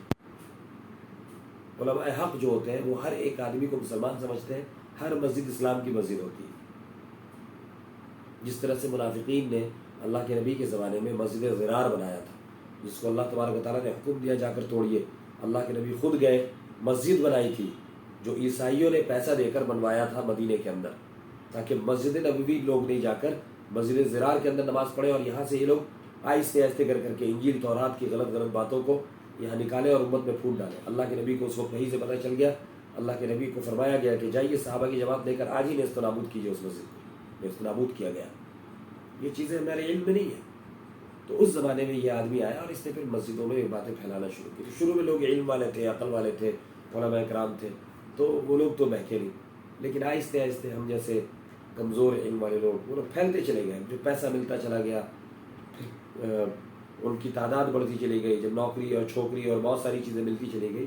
یہ چیزیں میں آن ریکارڈ بتا رہا ہوں، یہ چیزیں موجود ہیں، آج بھی لوگ اسی کے اوپر کام کر رہے ہیں، دسیوں بار ڈیبیٹ کر چکے اور چیزیں مل چکی ہیں، دسیوں نہیں ہزاروں بار ساری چیزیں موجود ہیں۔ یوٹیوب میں جب بھی یہ کوئی بات کرے اور اس کے لنک میں ڈسکرپشن میں جا کر دیکھیں، اس کا جواب وہیں پہ دیا گیا ہوتا ہے، لیکن یہ لوگ ڈیلیٹ کرتے ہیں، وہاں سے ہٹاتے ہیں، وہی بات کرتے رہیں گے، چونکہ فنڈیڈ ہے، ایجنسی بولتے ہیں نا، ایجنسی فنڈیڈ ہے یہ لوگ، کیونکہ امت کے اندر یہ بٹوارے کا کام کرتے ہیں۔ ہمارا کام ہی نہیں ہے یہ سب، ہمارا کام تو جوڑنے کا، ہم ان بھائیوں کو بھی کہتے ہیں کہ وہ اسلام کے اچھے لوگ ہیں، آئیے، لیکن ان کا کام یہ ہے کہ دوسروں کو کافر کہنا اور اپنے آپ کو مسلمان کہنا، یہ ان کا کام ہوتا ہے۔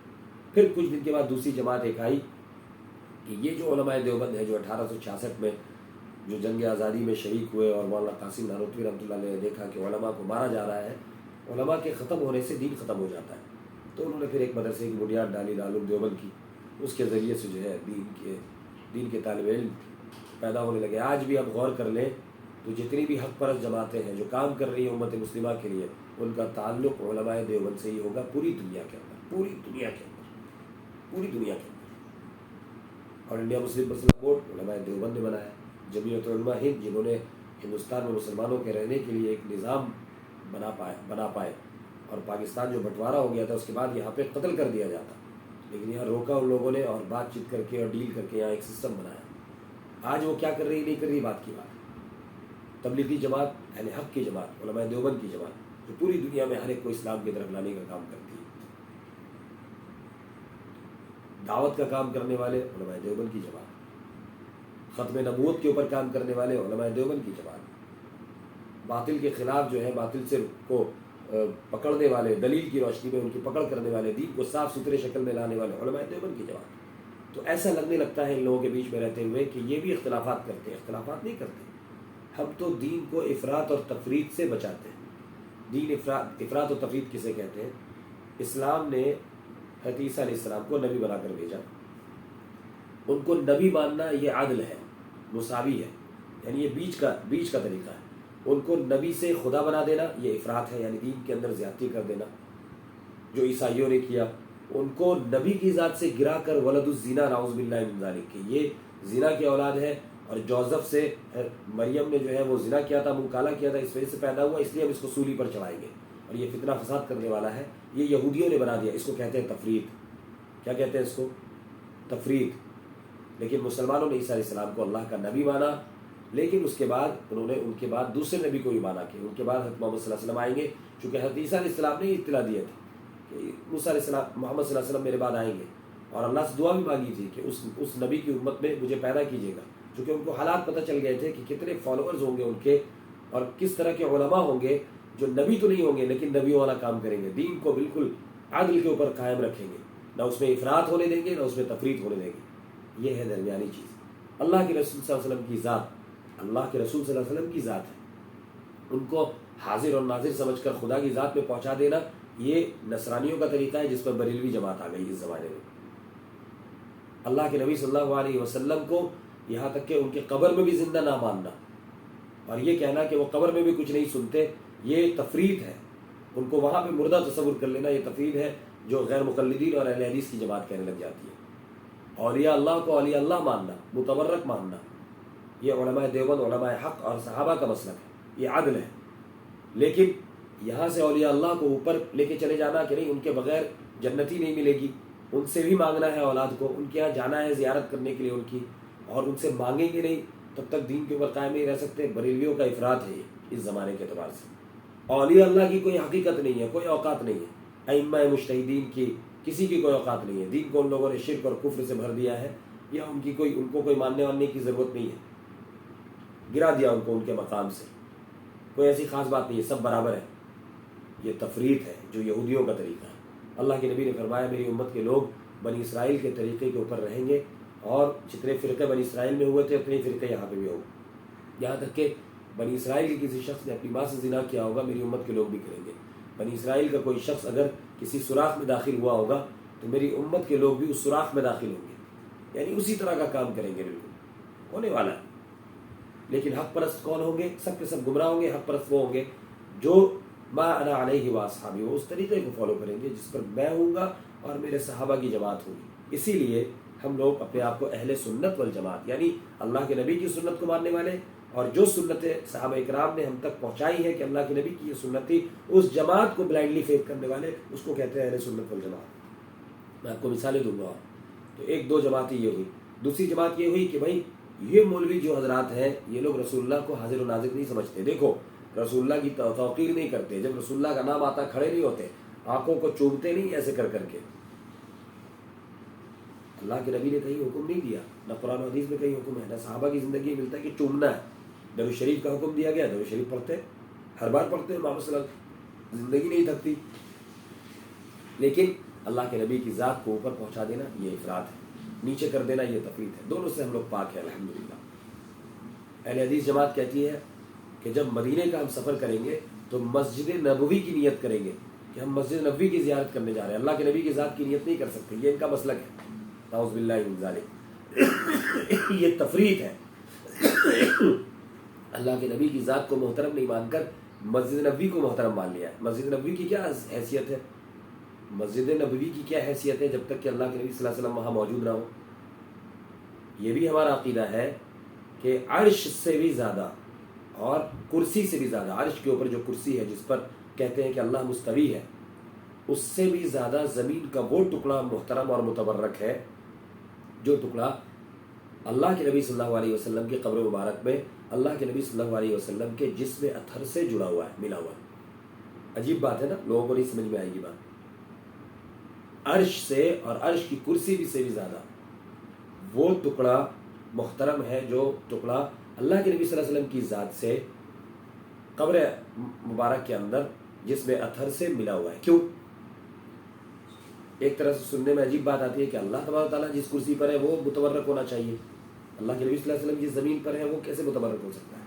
تو میں آپ کو بتاؤں کہ اللہ تبارک تعالیٰ کی ذات کوئی نہیں ہے اس طرح کی کہ وہ اس طرح سے چیئر کے اوپر بیٹھے ہوئے کہ ان کا جسم مبارک نعوذ باللہ من ذالک کسی زمین سے یا کسی ٹکڑے سے ملا ہوا ہے اس وجہ سے وہ متبرک ہو۔ لیکن اللہ کے نبی صلی اللہ علیہ وسلم کی ذات جو ہے وہ ذات ایک انسانی ذات ہے، عام انسان نہیں ہے، یقیناً بہت متبرک ذات ہے، لیکن وہ ایک جسم والے اور روح والی ایک ذات ہے انسان کی طرح۔ ظاہر سی بات ہے ان کے جسم سے جو چیز لگے گی وہ لگی ہوئی ہے نا ان کی ذات سے، تو جو چیز اللہ کے نبی صلی اللہ علیہ وسلم کی ذات سے لگی ہوئی ہے دنیا میں سب سے افضل ہوگی۔ لیکن عرش یا کرسی اللہ کی ذات سے نہیں لگی ہوئی ہے۔ اللہ مستوی ہے، اب کیسے مستوی ہے قیامت کے دن دیکھیں گے ہم لوگ، یہ فیصلہ ہو ہی نہیں سکتا۔ تو یہ علماء دیوبند کا یہ ہے کہ بھائی اللہ کے نبی صلی اللہ علیہ وسلم کی ذات کی وجہ سے ہم مسجد نبوی کا سفر کرتے ہیں، اور ان کی ذات کو سلام پیش کرنے کی نیت سے ہم کو مسجد نبوی کا سفر کرنا ہے، بجائے اس کے کہ مسجد نبوی کی زیارت کرنے کے لیے ہم سفر کریں۔ یہ تفریط ہے کہ اللہ کے نبی کی ذات کو اتنا گرا دیا۔ اب ظاہری شکل میں دیکھیں گے نا، باتیں بہت خوبصورت لگتی ہیں، لیکن جب اندر جائیں گے اور عقل اور علم کے اندر جب کام کریں گے تو آپ کو بات سمجھ میں آئے گی کہ کتنی سطحی باتیں کرتے ہیں یہ لوگ۔ بے شمار مثالیں کہ میں موٹی موٹی مثال دے رہا ہوں۔ تو ایک جماعت وہ آئی جو اللہ کے نبی صلی اللہ علیہ وسلم کی ذات کو ہی اتنا اوپر لے کے جانے لگی۔ دیکھیے، باپ کو باپ سمجھنا یہ اس کا احترام ہے، نہ باپ کو چچا سمجھا جائے، نہ باپ کو جو ہے وہ دادا سمجھا جائے، یہ اس کا احترام نہیں ہوگا، یہ ان کی بے عزتی ہوتی ہے۔ تو اہل سنت والجماعت اللہ کے نبی کو اللہ کے نبی صلی اللہ علیہ وسلم کی ذات سمجھتے ہیں، ان کو بہت متبرک سمجھتے ہیں، لیکن ان سے مانگتے نہیں ہیں، ان سے مانگ نہیں سکتے۔ مدینے میں بھی جب جائیں گے تو ہم دعا اللہ سے مانگیں گے، اللہ کے نبی صلی اللہ علیہ وسلم سے نہیں، یہ حکم نہیں ہے۔ تو اب وہ جماعت آئی کہ یہ رسول اللہ صلی اللہ علیہ وسلم سے نہیں مانگتے، رسول اللہ کی طرف توجہ نہیں کرتے اور درود نہیں پڑھتے اور اہتمام نہیں کرتے، فالتو کی باتیں۔ حالانکہ جب لوگ آ کر بیٹھیں گے اور سمجھیں گے، سنیں گے، تو یہ کیا ہے، ان سے ملنے والا کافر، ان سے ہاتھ ملانے والا کافر، ان سے گفتگو کرنے والا کافر، اس نے اگر نکاح پڑھا دیا کسی کا تو نکاح نہیں ہوگا، وہ کافر۔ آج بھی یہ سب چیزیں چل رہی ہیں ہماری قوم میں، اور آپ غور سے دیکھیں گے تو انتہائی جاہل قسم کے لوگ۔ کیوں؟ چونکہ فنڈیڈ ہے، ان کو کام ہی یہ دیا گیا ہے۔ میں اپنی زندگی کا بھی بہت سارے واقعات بتا سکتا ہوں آپ کو، کتنا جوڑنے کی کوشش کی گئی، مٹھائی لے کر گئے کہ بھائی اس وقت اب NRC آ رہا ہے، NPR آ رہا ہے، یہ لوگ مسلمان ہونے کی حیثیت سے آپ کو ٹارگٹ کر رہے ہیں، یہ بریلوی شیعہ اور دیوبندی ہونے کی حیثیت سے ٹارگٹ نہیں کر رہے۔ خود اللہ کے واسطے اختلافات کرنا بند کیجیے، ورنہ ہماری شریعت کو لے کر یہ لوگ کھیلیں گے۔ اہل حدیث حضرات نے حضرت عمر رضی اللہ تعالیٰ عنہ کا ایک فیصلہ نہیں مانا اور طلاق کو جو ہے 3 طلاق کو ایک مجلس کا ایک طلاق بتا دیا، اسی کو دلیل بناتے ہوئے 3 طلاق کا انکار کیا کورٹ کے اندر، اور شریعت کے اندر مداخلت کرنے کا پہلا موقع ان کو ملا اور قانون بنایا گیا۔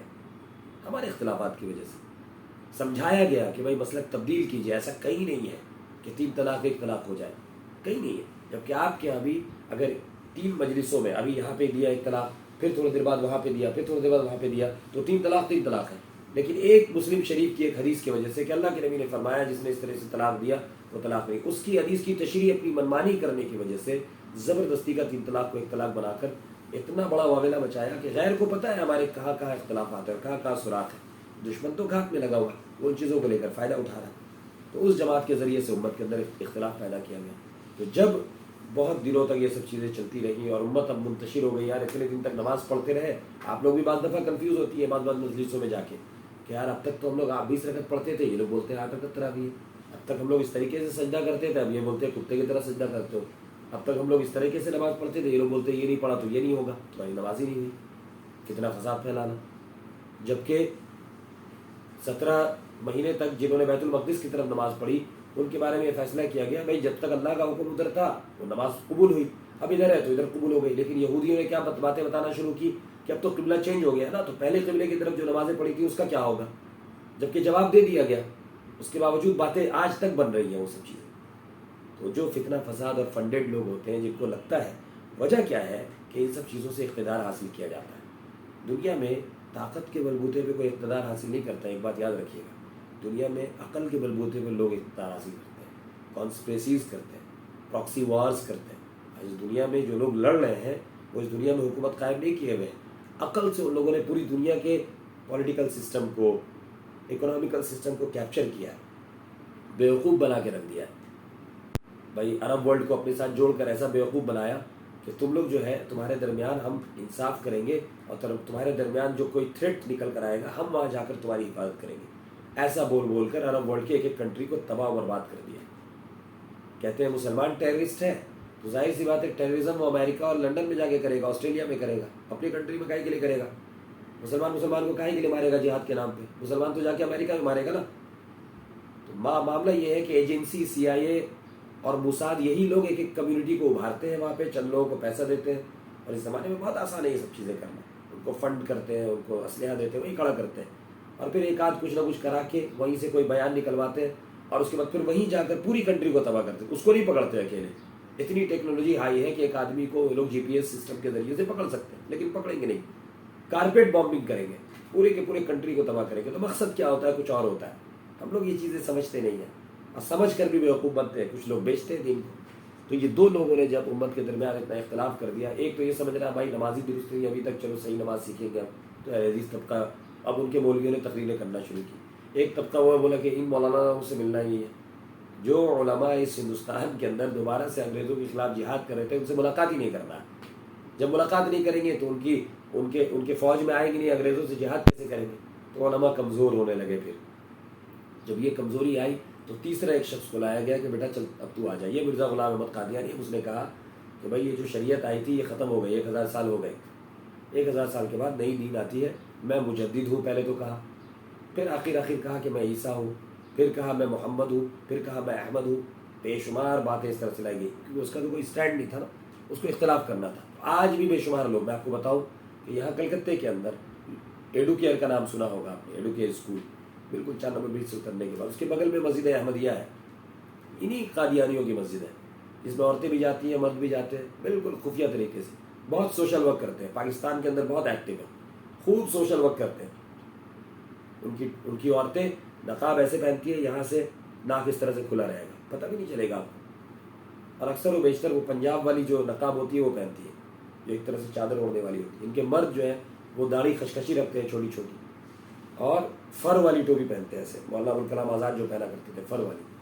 خوب بہترین باتیں، خوب اخلاقی، بہت پڑھے لکھے ہوتے ہیں، بہت پڑھے لکھے ہوتے ہیں، دین ایسا لگے گا انہیں کیا ہے، خوب آپ کی خدمت کریں گے اور آہستہ آہستہ کر کے آپ کو لٹریچر دیں گے اور کام کریں گے، عجیب چیزیں۔ تو یہ امت کے ایمان کے اوپر ڈاکہ ڈالنے کے لیے یہ سب چیزیں کی گئی ہیں۔ ہم لوگوں نے شریعت کو سیکھا نہیں، شریعت کیسے بنے گی، کس طریقے سے بنے گی، ہم اس پہ جو ہے متاثر ہوتے رہے۔ تو اللہ تبارک و تعالیٰ نے قرآن کریم کو شریعت کا مین اصول بنایا۔ بات سمجھ میں آ رہی ہے؟ زیادہ ہو گئی، 10 منٹ اور انشاءاللہ۔ تو قرآن کے اندر جو باتیں آ گئی وہ قرآن کریم سے اور کچھ کسی چیز میں تفصیل نہیں دیکھنی۔ قرآن کریم میں کوئی بات واضح نہیں ہوئی تو پھر کس میں دیکھنا ہے؟ سنت رسول اللہ صلی اللہ علیہ وسلم کے اندر۔ بات سمجھ میں آ رہی ہے؟ سنت رسول اللہ صلی اللہ علیہ وسلم کے اندر، یعنی احادیث میں اور اللہ کے نبی کی سنتوں میں اگر کوئی بات واضح طور پر نہیں آئی قولی، تو پھر صحابہ اکرام کا کیا فیصلہ تھا اس معاملے میں، بس اس کو طے کرنا ہے۔ وہ جب آ گیا تو پھر اور کسی اور چیز کو دیکھ لیں گے۔ اب صحابہ کے زمانے کا وہ مسئلہ نہیں تھا، نئے مسائل آ رہے ہیں، صحابہ نے جو بات کہی تھی نئے مسائل آ رہے ہیں، تو نئے مسائل کا حل بھی اللہ تبارک و تعالیٰ نے قرآن و حدیث اور صحابہ کی زندگیوں میں رکھا ہے۔ اس کو کہتے ہیں قیاس۔ کیا کہتے ہیں اس کو؟ قیاس۔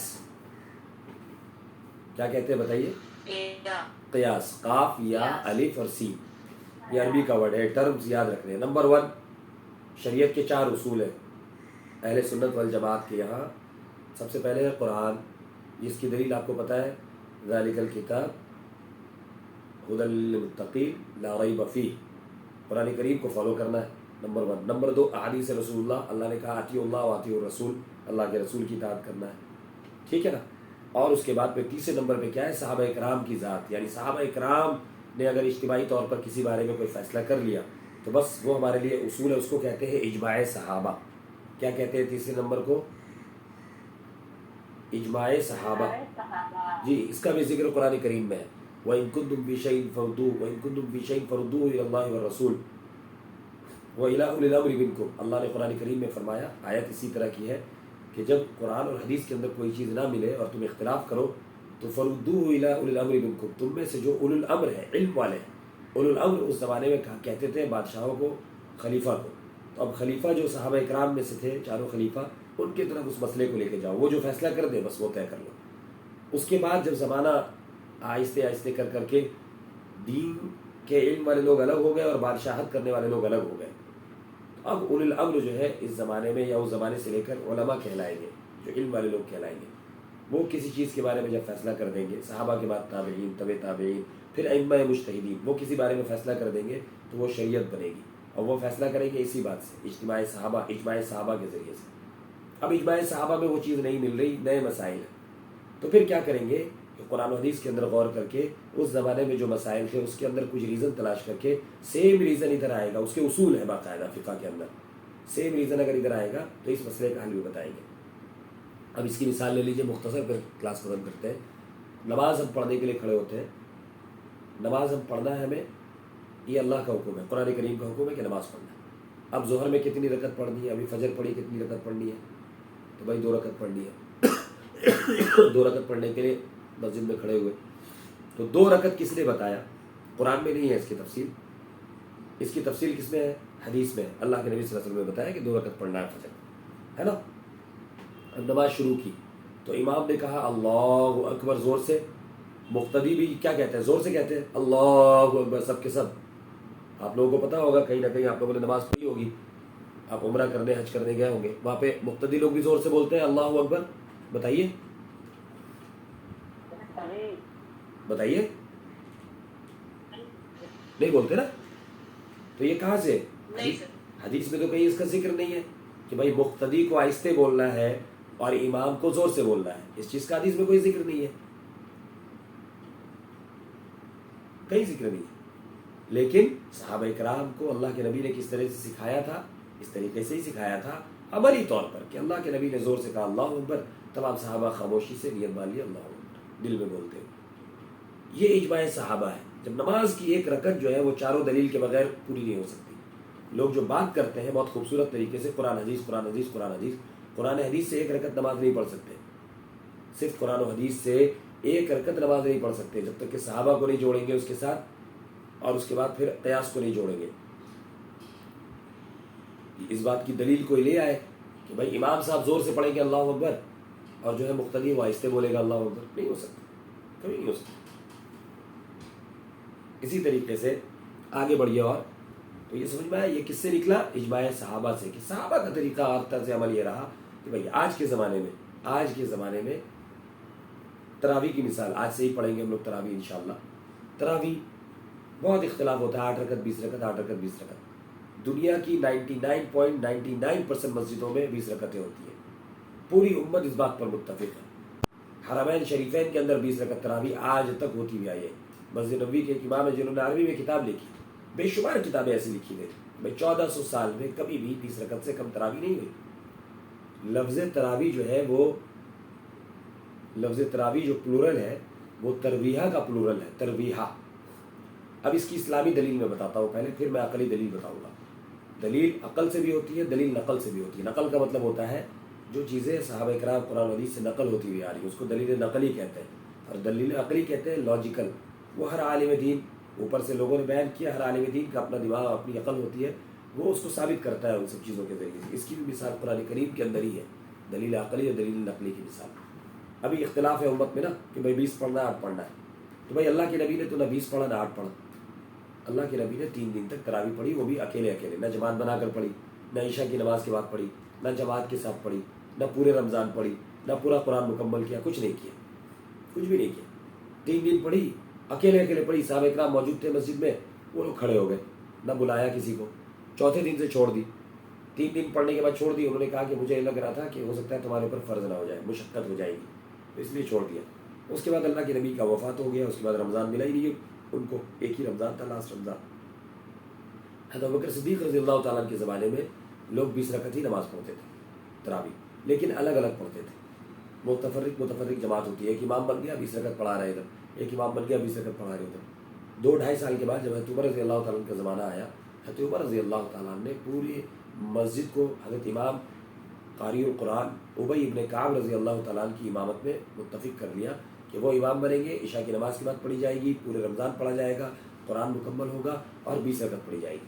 صاف صاف بات ہے، حدیث کے اندر ذکر ہے ان چیزوں کا، صحابہ کے فتاوی کے اندر ذکر ہے ان چیزوں کا. بڑے بڑے جلیل القدر صحابی، حضرت علی، حضرت عثمان، حضرت ابو الدرداء، حضرت عبداللہ ابن مسعود، بڑے بڑے صحابی سب وہاں موجود تھے. کسی نے کوئی اختلاف نہیں کیا، چونکہ خلیفہ رسول کی اتباع کرنا یہ بھی اللہ کے نبی کی ہی اتباع کرنا ہے. علیکم بسنتی وسنت الخلفاء الراشدین، ترمذی شریف کی روایت ہے کہ تمہارے ذمہ لازم ہے کہ میری سنت کو پکڑو اور اس پر عمل کرو، اور میرے خلفاء راشدین کی سنت پر. کیوں اس کو جوڑا گیا؟ کیونکہ میری سنتیں مختلف لوگ مختلف شکل سے بیان کریں گے، لیکن اس کو چیک کرنا ہے کہ خلفاء راشدین نے ان سنتوں پر عمل کیا کہ نہیں کیا. کیونکہ خلفاء راشدین سے آگے دین کو کوئی جاننے والا نہیں ہو سکتا. اگر انہوں نے عمل کیا ہوگا تو اس کا مطلب وہ میری سنت ہے. اگر انہوں نے اپنی زندگی میں عمل نہیں کیا ہوگا تو اس کا مطلب یہ ہے کہ یا تو وہ سنت میرے ساتھ خاص تھی، ختم ہو گئی، یا پھر یہ آدمی جھوٹ بول رہا ہے یا ادھر ادھر کی باتیں کر رہا ہے. اگر ہم اس اجماع کو سمجھے ہوتے اور قرآن کریم کے آیات پر مکمل ہمارا ایمان ہوتا، بلائنڈلی فیتھ ہوتا، تو ہم اس طرح کے مسائل میں ہم الجھتے نہیں. اللہ کے نبی صلی اللہ علیہ وسلم کی ایک حدیث ایسی نہیں ہے جس میں انہوں نے کہا ہو 8 رکعت 20 رکعت، ایک حدیث نہیں۔ 20 رکعت کی صحابہ اکرام کے فتاوے موجود ہیں، ان کا طرز عمل موجود ہے، ان کا طریقہ اور ان کا اجماع موجود ہے، لیکن جو نہ ماننے والے ہو وہ نہ مانے۔ حضرت عائشہ کی ایک روایت کو لے کر بیان کرتے ہیں کہ اللہ کے نبی نے فرمایا، حضرت عائشہ نے فرمایا، اللہ کے نبی نے کچھ نہیں فرمایا، کہ حضرت عائشہ کہتی ہے کہ اللہ کے نبی رمضان ہو یا غیر رمضان ہو 8 رکعت سے زیادہ نہیں پڑھتے تھے۔ بات غور کیجیے گا، بہت توجہ کی بات کہہ رہا ہوں میں، کہ رمضان ہو یا غیر رمضان ہو 8 رکعت سے زیادہ نہیں پڑھتے تھے۔ مجھے بتائیے کہ غیر رمضان میں کیا تراویح پڑھی جاتی ہے؟ صحیفہ نہیں سر، غیر رمضان میں کوئی تراویح پڑھتا ہے؟ نہیں پڑھتا نا بھائی، رمضان میں پڑھتے ہیں۔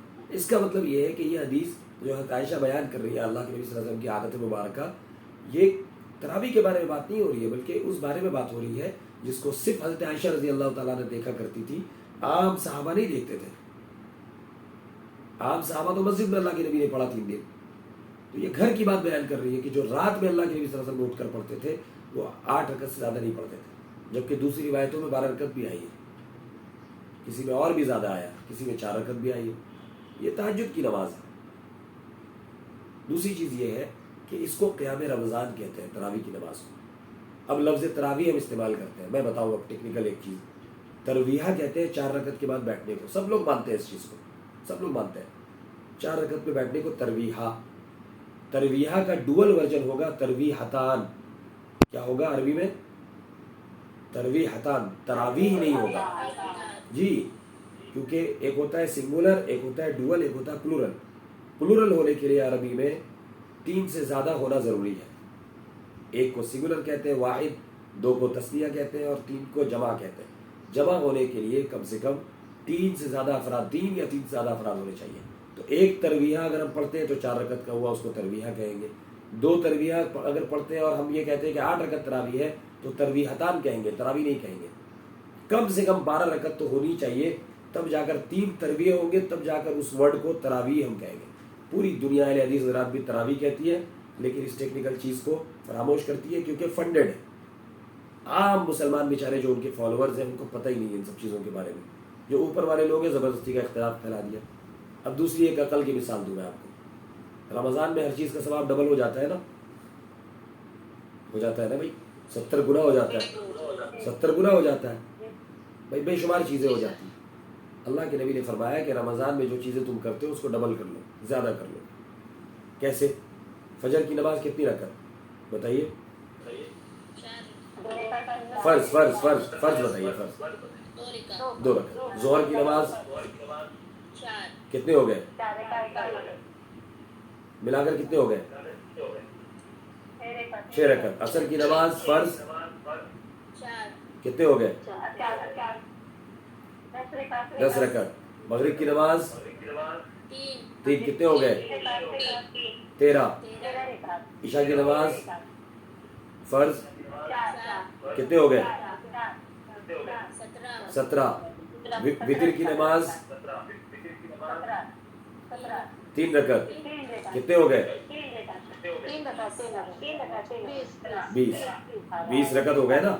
تو عام دنوں میں ایک مسلمان دن بھر میں فرض کے طور پر، واجب اور فرض کے طور پر تراویح، وتر بھی جو ہے وہ بھی فرض کے درجے میں ہے۔ جب ہم قصر کرتے ہیں سفر میں نماز میں تو ہم وتر نہیں چھوڑ سکتے۔ اگر کوئی آدمی فدیہ دیتا ہے، وہ نماز نہیں پڑھ پایا، تو نماز کا فدیہ جب دے گا تو وہ 3 رکعت وتر کا بھی فدیہ دیتا ہے، تو گویا کہ وہ بھی فرض کے برابر ہے۔ تو 20 رکعت عام دنوں میں پڑھتے ہیں، تو رمضان میں اگر ڈبل ہوا تو کتنا ہونا چاہیے؟ کم سے کم 20 تو ہونا چاہیے، دن بھر میں 20 فرض کے طور پہ، اور تراویح بھی پڑھنا ہے تو کتنے ہونے چاہیے؟ 20 یا 8؟ سمپل ہے نا۔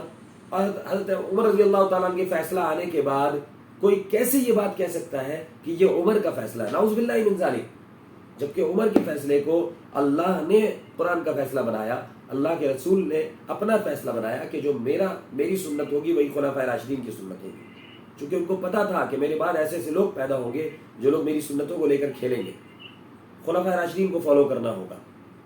انہوں نے اگر کسی چیز کو سنت سمجھ لیا، کیونکہ خلفائے راشدین وہ ذات رہی اللہ کے نبی صلی اللہ علیہ وسلم کے ساتھ کہ کبھی وہ اللہ کے نبی سے الگ نہیں رہے، کبھی نہیں رہے، چاروں کے چاروں ہر وقت پوری زندگی اللہ کے اوپر جب تک ایمان لائے اللہ کے نبی کے ساتھ زندگی گزاری، پوری شریعت کو دیکھا ہے۔ مزاج نبوت کو دیکھا ہے. آج ہم کتنی بھی باتیں کر لیں, کتنا بھی ریسرچ کر لیں, ریسرچ کرنے کی اسلام میں ضرورت ہی نہیں ہے, کیونکہ یہ سرچ شدہ ہے. اسلام کی خوبصورتی یہ ہے کہ اس کو پرانے زمانے سے جوڑا جائے, آج کے یوٹیوب اور آج کے گوگلی مولویوں سے نہیں جوڑا جائے. نئی نئی باتیں نکال کر الٹی سیدھی باتیں کرتے ہیں, ایک حدیث بیان کرتے ہیں اور امام بخاری نے جو اس کے اوپر پہلے حدیث بیان کی اس کو چھپا دیتے ہیں, اس کے بعد جو حدیث بیان کی اور چیپٹر بیان کیا اس کو چھپا دیتے ہیں. یہ سب کام کرتے ہیں. اسی لیے جب ان سے بات کی جاتی ہے کہ بھائی دلیل لائیے, تفصیل سے بات کیجیے, ایک ایک مسئلے کے اوپر بات کیجیے, کبھی دلیل سے بات نہیں کریں گے, کبھی نہیں کریں. صرف الجھتے ہیں, بحث مباحثہ کرتے ہیں, چلنا چلی کرتے ہیں, اور الٹا ہمارے اوپر بات لاتے ہیں کہ تم لوگ مانتے نہیں ہو یار, تم لوگ بات نہیں مانتے ہو, اجڑ ہو تم لوگ, اجڑ ہو. اجڑ نہیں ہے کیونکہ ہم لوگوں کو پتہ ہے. جی جی ابھی آپ بتائیں نا حضرت عائشہ رضی اللہ تعالیٰ عنہ کی جو حدیث, تو پھر وہ حدیث کہاں سے آئی؟ زور سے بولیے. حضرت عائشہ کی حدیث, حدیث کے اندر ذکر ہے, حدیث کے اندر ذکر ہے. تو وہ حدیث میں جو ہے جب 8 رکعت, تو پھر وہ حضرت عائشہ رضی اللہ تعالیٰ عنہ فرمائیں کہ 8 رکعت, تو پھر وہ کہاں سے؟ تو وہی تو میں نے بتایا کہ حضرت عائشہ نے فرمایا کہ اللہ کے نبی 8 رکعت سے زیادہ رمضان اور غیر رمضان میں نہیں پڑھتے تھے. تو غیر رمضان میں ہم تراویح پڑھتے ہیں کیا؟ نہیں, تو پھر وہ پھر کیسے آیا؟ ارے بابا تو یہ تہجد کے بارے میں ہے نا. او اچھا اچھا, بات تو واضح کی میں نے کہ یہ تہجد کی نماز ہے جو صرف حضرت عائشہ روایت کرتی ہے, اس کے علاوہ کوئی صحابی سے کوئی روایت نہیں ہے اس سلسلے میں. تراویح کے بارے میں جی تہجد بھی تو 8 رکعت کمپلسری نہیں ہے. جی تہجد بھی تو 8 رکعت کمپلسری نہیں ہے. تہجد بھی 8 رکعت کمپلسری نہیں ہے. اسی لیے تو میں نے کہا کہ دوسری روایتوں کے اندر 12 رکعت بھی آتی ہے, 4 رکعت بھی آتی ہے, اور 12 سے زیادہ رکعتیں بھی آتی ہیں اللہ کے نبی صلی اللہ علیہ وسلم کی, 6 رکعت بھی آتی ہے, مختلف روایتیں ہیں. تو یہ تو حضرت عائشہ رضی اللہ تعالیٰ نے ایک عادتیں بتا رہی تھی کہ عادت شریفہ اللہ کے نبی صلی اللہ علیہ وسلم کی یہ تھی. ہمارے اوپر تہجد فرض نہیں ہے, لیکن انبیاء کے اوپر تہجد فرض ہوا کرتی ہے. اللہ کے نبی پر تہجد فرض تھی, اللہ کے نبی ادا کیا کرتے تھے.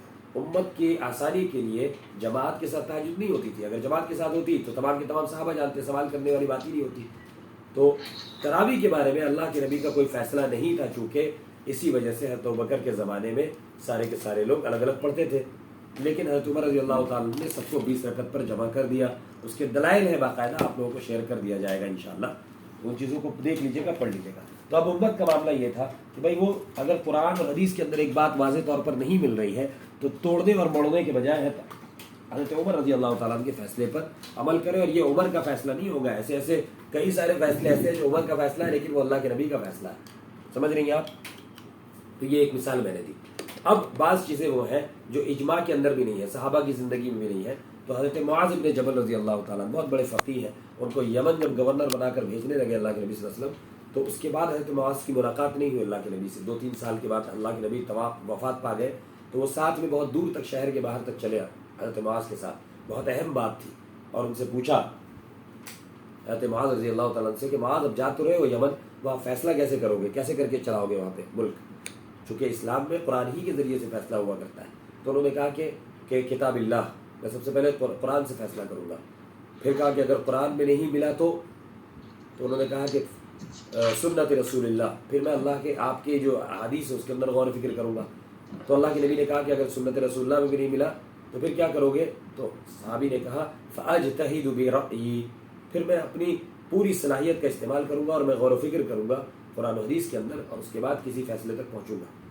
اللہ کے نبی صلی اللہ علیہ وسلم نے ان کے سینے پر ہاتھ مارا, جیسے ہوتا نہیں شاباش, ویری گڈ, بہت خوش ہوئے, اور کہا کہ میں اللہ کا شکر ادا کرتا ہوں جس نے وفق رسول اللہ صلی اللہ علیہ وسلم, کہ جس نے معاذ کو اس چیز کی توفیق دی جو اللہ کے رسول کا رسول بن کر جا رہا ہے, یعنی اللہ کے رسول کا قاصد میسنجر بن کر جا رہا ہے ایک علاقے کے لیے.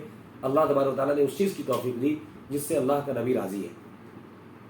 تو قرآن میں اگر کوئی چیز مل جائے تو فبیہا, نہ ملے تو سنت رسول میں, نہ ملے تو ہم لوگوں کے لیے ضروری ہے کہ ہم صحابہ کی زندگیوں میں تلاش کریں, اور صحابہ کے لیے ضروری تھا کہ وہ اس زمانے میں غور و فکر کر کے اس چیز کا فیصلہ کیا کرتے تھے. تو یہ شریعت کے اصول ہے.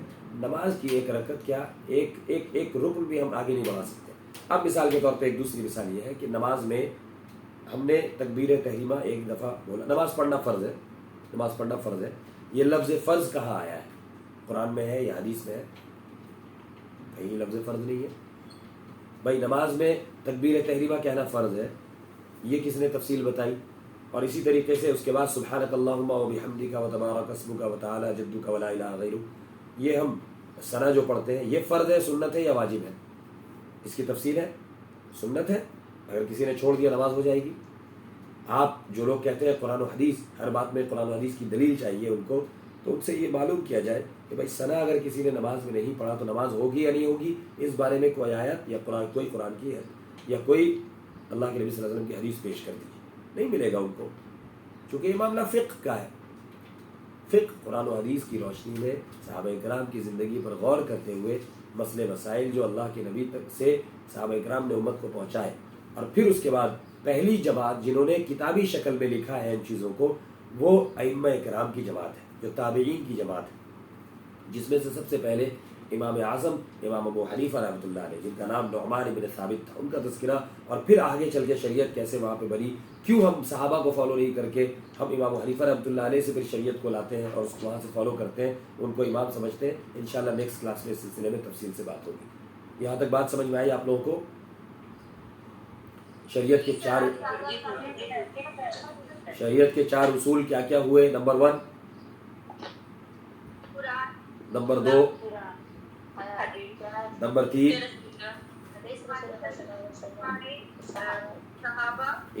اجماع صحابہ، نمبر 3 اجماع صحابہ، قیاس شرعی، فقہ نہیں، قیاس شرعی، قیاس شرعی یعنی ریزنز نکال کر پرانے مسائل کے ذریعے سے نئے مسائل کو حل کرنا، اس کا اصول ہے، باقاعدہ ترتیب ہے، وہ اصول فقہ کے اندر ذکر کیا جاتا ہے۔ یہ 4 اصول کو جب تک ہم نہیں مانیں گے تو اس کے بغیر ہم دین پر عمل نہیں کر سکتے، اور یہ 4 اصول قرآن کی روشنی میں ہی ہے، قرآن کا حکم ہے ان چاروں کے بارے میں۔ بات سمجھ میں آ رہی ہے؟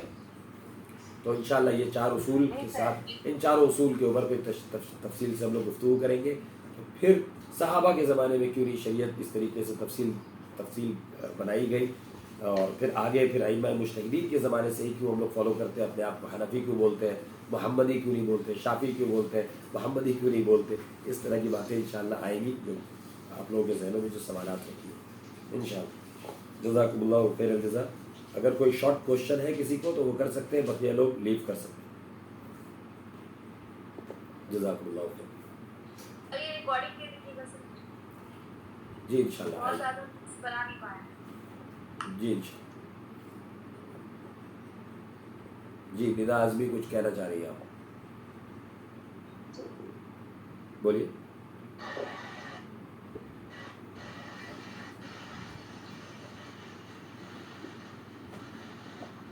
سعدیہ،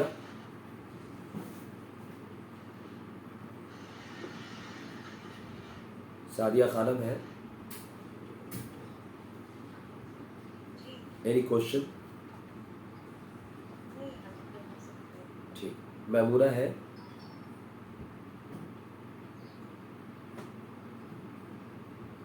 ٹھیک ہے، چلیے انشاءاللہ پھر پرسنل کوشچن آپ لوگ گروپ میں بھی ڈال سکتے ہیں کچھ، اگر اس طرح کی بات آئے تو۔ السلام علیکم ورحمۃ اللہ وبرکاتہ۔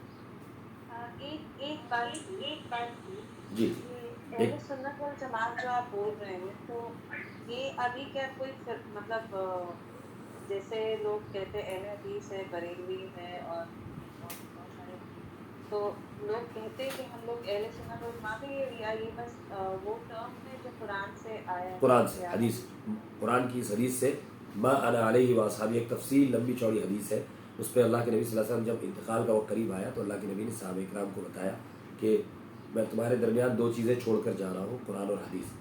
تو یہ صرف اتنی ہی نہیں تھی بلکہ اس کے بعد بھی تفصیل تھی، جو ایک جماعت ہے جو اسی ورڈ کو خالی بس یہی تک لیتی ہے۔ ہاں زیادہ تر بس اتنی آتی کہ میں تمہارے پیچھے چھوڑ کر جا رہا ہوں، بس اتنی بات کرتے ہیں، اتنی بیان کرتے ہیں قرآن و حدیث۔ تم جب تک اس کو تھامے رہو گے تم گمراہ نہیں ہوگے، اور تم میرے بعد، اس کے بعد ہے کہ تم میرے بعد بہت سارے اختلافات دیکھو گے، تو علیکم بسنتی و سنت الخلفاء الراشدین۔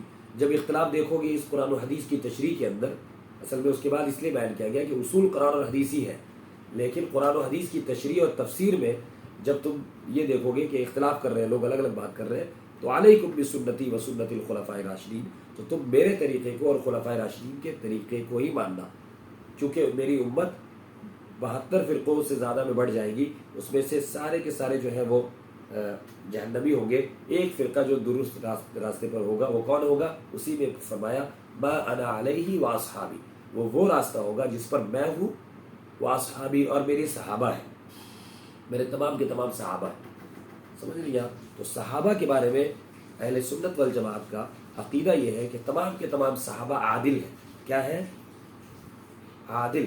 وہ دین کے بارے میں جھوٹ نہیں بول سکتے. تمام کے تمام صحابہ ان کے بارے میں، اسی لیے جب نریٹرز آف حدیث جو روات کہتے ہیں، اس کو اسماء رجال کہتے ہیں اس فن کو، اس کے اندر جب حدیث بیان کی جاتی ہے تو حدیث بیان کرنے میں جتنے بھی محدثین ہوتے ہیں وہ جو نیچے نریٹرز ہوتے ہیں، جیسے ان کو جس نے بیان کیا، ان کو جس نے بیان کیا، ان کو جس نے بیان کیا، تو 2 3 4 جو بیچ میں سلسلہ ہوتا ہے، چین ہوتے ہیں، ان کے بارے میں تو تحقیق کی جاتی ہے. لیکن جب صحابی تک پہنچتے ہیں، عن عبداللہ ابن مسعود، عن ابی ہریرہ، عن عائشہ، تو صحابہ کے بارے میں کوئی تحقیق نہیں ہوتی، صحابہ کے بارے میں کوئی ڈسکشن نہیں ہوتا، کیونکہ وہ امت مسلمہ ان کو عادل مانتی ہے، معیار حق مانتی ہے. صرف شیعہ جماعت وہ ہے جو کہتے ہیں کہ سب کے سب مرتد ہو گئے تھے. اور یہ جتنی جماعتیں جو صحابہ کے بارے میں غلط رویہ اختیار کرتی ہیں اور صحابہ کے فیصلوں کو رد کرتی ہے، ان کا تعلق اندرون خانہ شیعہ جماعت سے ہوتا ہے. اس زمانے میں بھی جتنا شیعوں نے نقصان پہنچایا مسلمانوں کو شروع سے لے کر آج تک کسی نے نہیں پہنچایا. سارے فرقوں کا جو سرغنہ اور اوپر جا کر دیکھیں گے تو وہ سب شیعہ ہی ہوتا ہے. چونکہ یہ انسان پہلے اہل حدیث بنتا ہے، اسلام کا انکار کرتا ہے، کرتے کرتے آگے چل کے شیعہ ہوتا ہے، شیعہ ہونے کے بعد آخری عمر میں جا کر مرتد ہوتا ہے، دین کا ہی انکار کرتا ہے. جی تو یہ جو ٹرم ہے یہ شریعت کا ٹرم ہے، یہ میرا اور آپ کا بنایا ہوا نہیں ہے. اب ہر ایک آدمی دعویٰ کرتا رہے گا، لیکن اس کو چیک یہ کرنا ہے کہ واقعی وہ دعویٰ جو کر رہا ہے وہ صحابہ کا طریقہ مان رہا ہے یا نہیں مان رہا. آپ مجھے بتائیے آج کے زمانے میں میں نے جن فرقوں کا نام لیا، بریلوی جماعت کا، کیا اللہ کے نبی صلی اللہ علیہ وسلم کے طریقے کے مطابق اور صحابہ کے طریقے کے مطابق آپ کو لگتا ہے وہ چلتے ہیں؟ صحابہ کے ایسے ہی شرک بدعت کیا کرتے تھے، مزاروں کو پوجتے تھے، مزاروں کو سجاتے تھے، عورتوں کا جانا حلال کرتے تھے، ایسا کرتے تھے؟ عقل میں آنے والی بات ہے نا. سامان کو سامنے رکھ کر اس کا فاتحہ کرتے تھے، قرآن خوانی زور زور سے کراتے تھے. تو کون طبقہ یہ سب کر رہا ہے؟ آپ دعویٰ پہ مت جائیے، ان کے کیریکٹر پہ جائیے. جو کر رہے ہیں وہ کیا کر رہے ہیں اس کو چیک کرنا. ہم لوگوں کو بول رہے ہیں کیا بول رہے ہیں، بڑی بڑی تقریریں کر رہے ہیں، اس کو ہٹا دیجیے. اہل حدیث جماعت، ہم صحابہ والے، ہم اہل سنت والجماعت ہیں، صحابہ کے فیصلے کو مان رہے ہیں. میں ایک مثالیں نہیں، میں 100 مثالیں انشاءاللہ دوں گا آگے چل کے آپ لوگوں کو، اور کتابوں کی شکل میں آپ لوگوں کو چیزیں ملیں گی جو صحابہ کے فیصلے کے خلاف ان لوگوں نے عمل کیا اور کر رہے ہیں، اور وہی ان کا مسلک ہے. وہ کیسے اہل سنت والجماعت ہو جائیں گے؟ اور ہمارا جو بھی ہمارا فیصلہ ہے علماء احناف کا یا ائمہ مجتہدین کا، ایک فیصلہ ایسا نہیں ہوگا جو قرآن و حدیث اور صحابہ کرام سے ٹکرائے گا. ایک فیصلہ نہیں ہوگا. انہی کو ماننا ہی تو اہل سنت والجماعت ہے، ہونا ہے. کوئی بھی ایک مثال لے کر آ جائے پھر اس کی بات کی جائے گی. ظاہری شکل میں میں نے بتایا نا، بخاری کی روایت لے کر آ سکتے ہیں سامنے، لیکن اوپر اور نیچے کو نہیں ذکر کریں گے. اس کا ترجمہ وہ کریں گے جو وہ اپنی زبان سے کہہ رہے ہیں. ایز اٹ از عربی زبان اگر لے کر آئیں گے، یہاں تک کہ جو بخاری کرتے رہتے ہیں ان کو بخاری شریف کا نام تک نہیں معلوم ہوتا کہ بخاری کتاب کا نام کیا ہے. بخاری کتنے سال کے بعد امام حنیفہ رحمۃ اللہ علیہ کے پیدا ہوئے صحابہ کرام سے. بخاری جو ہے امام حنیفہ رحمۃ اللہ علیہ کے شاگرد ہے امام محمد کے شاگرد ہے امام شافعی کے شاگرد ہے امام احمد ابن حنبل کے شاگرد ہے امام بخاری. 3 پیڑھیاں ہیں بیچ میں، یعنی 150 سال کا فاصلہ ہے. 150 سال کا فاصلہ کتنے سینئر لیول ہے، سمجھ رہے؟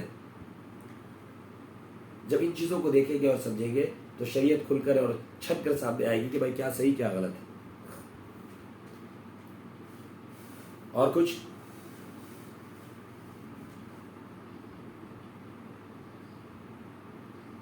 سر مجھے تیسری کلاس کی ویڈیو چاہیے سر. وہ کسی کو نہیں ملی ہے، وہ لوڈ نہیں ہوئی ہے، وہ لوڈ ہوگی انشاءاللہ آج. اور یہ 4تھی کلاس کی. رمضان کے سلسلے میں بھی آپ لوگ بتائیے گا کیا رمضان میں تھوڑا دیر کا کلاس کرنا رہے گا یا نہیں کرنا. ابھی کی بات کرنا ہے سحری کے بعد فوراً ہفتے میں 2 ہی دن تو کرنا ہے. سحری کے فوراً بعد 15-20 منٹ آدھے گھنٹے کا کر لیا کریں گے انشاءاللہ. بس میرے لیے دعا کیجیے کہ اللہ طبیعت ٹھیک رکھے گا انشاءاللہ. اور کلاس نہ ہونے کا مطلب یہ نہ سمجھیے گا کہ میں اس کو کمزوری دے رہا ہوں یا پھر ڈھیل دے رہا ہوں، ایسا نہیں. میں اگر بولنے کے لائق ہوگا تو میں ضرور کروں گا انشاءاللہ. کیونکہ بعض چیزیں ایسی ہوتی ہیں 2 بجے رات تک کام کرنا ہوتا ہے، پھر وہ بہت مشکل ہوتا ہے، طبیعت بھی ویسی نہیں ہوتی، اس وجہ سے کبھی آف ہوتا ہے. تو فلیکسیبلٹی رکھیے گا ذرا سا دن کے اندر کہ آگے پیچھے کر آگے کر لیں گے انشاءاللہ۔ سعدیہ کلیئر ہوا سوال آپ کا؟ جی ٹھیک ہے پھر میرا ایک کویشچن ہے، جی جیسے اہل حدیث بریلوی یہ وہ بول رہے ہیں، تو ہم لوگ جب وہ سب ہم لوگ جو مانتے ہیں وہ نہیں مانتے، زور سے بولیے۔ اہل حدیث بریلوی ادھر سب کے بارے میں بول رہے ہیں، ٹھیک ہے، ہم لوگ جس چیز کو فالو کر رہے ہیں ہم لوگ اس چیز کو فالو نہیں کر رہے، ہم لوگ ڈائریکٹ قرآن حدیث کو فالو کر رہے ہیں، تو ہم لوگ کیا ہیں، ہم لوگوں کا کیا نام ہے؟ اہل سنت والجماعت۔ اچھا، اہل سنت۔ ٹھیک، چلیے السلام علیکم۔ السلام علیکم۔ وعلیکم السلام۔ وعلیکم السلام۔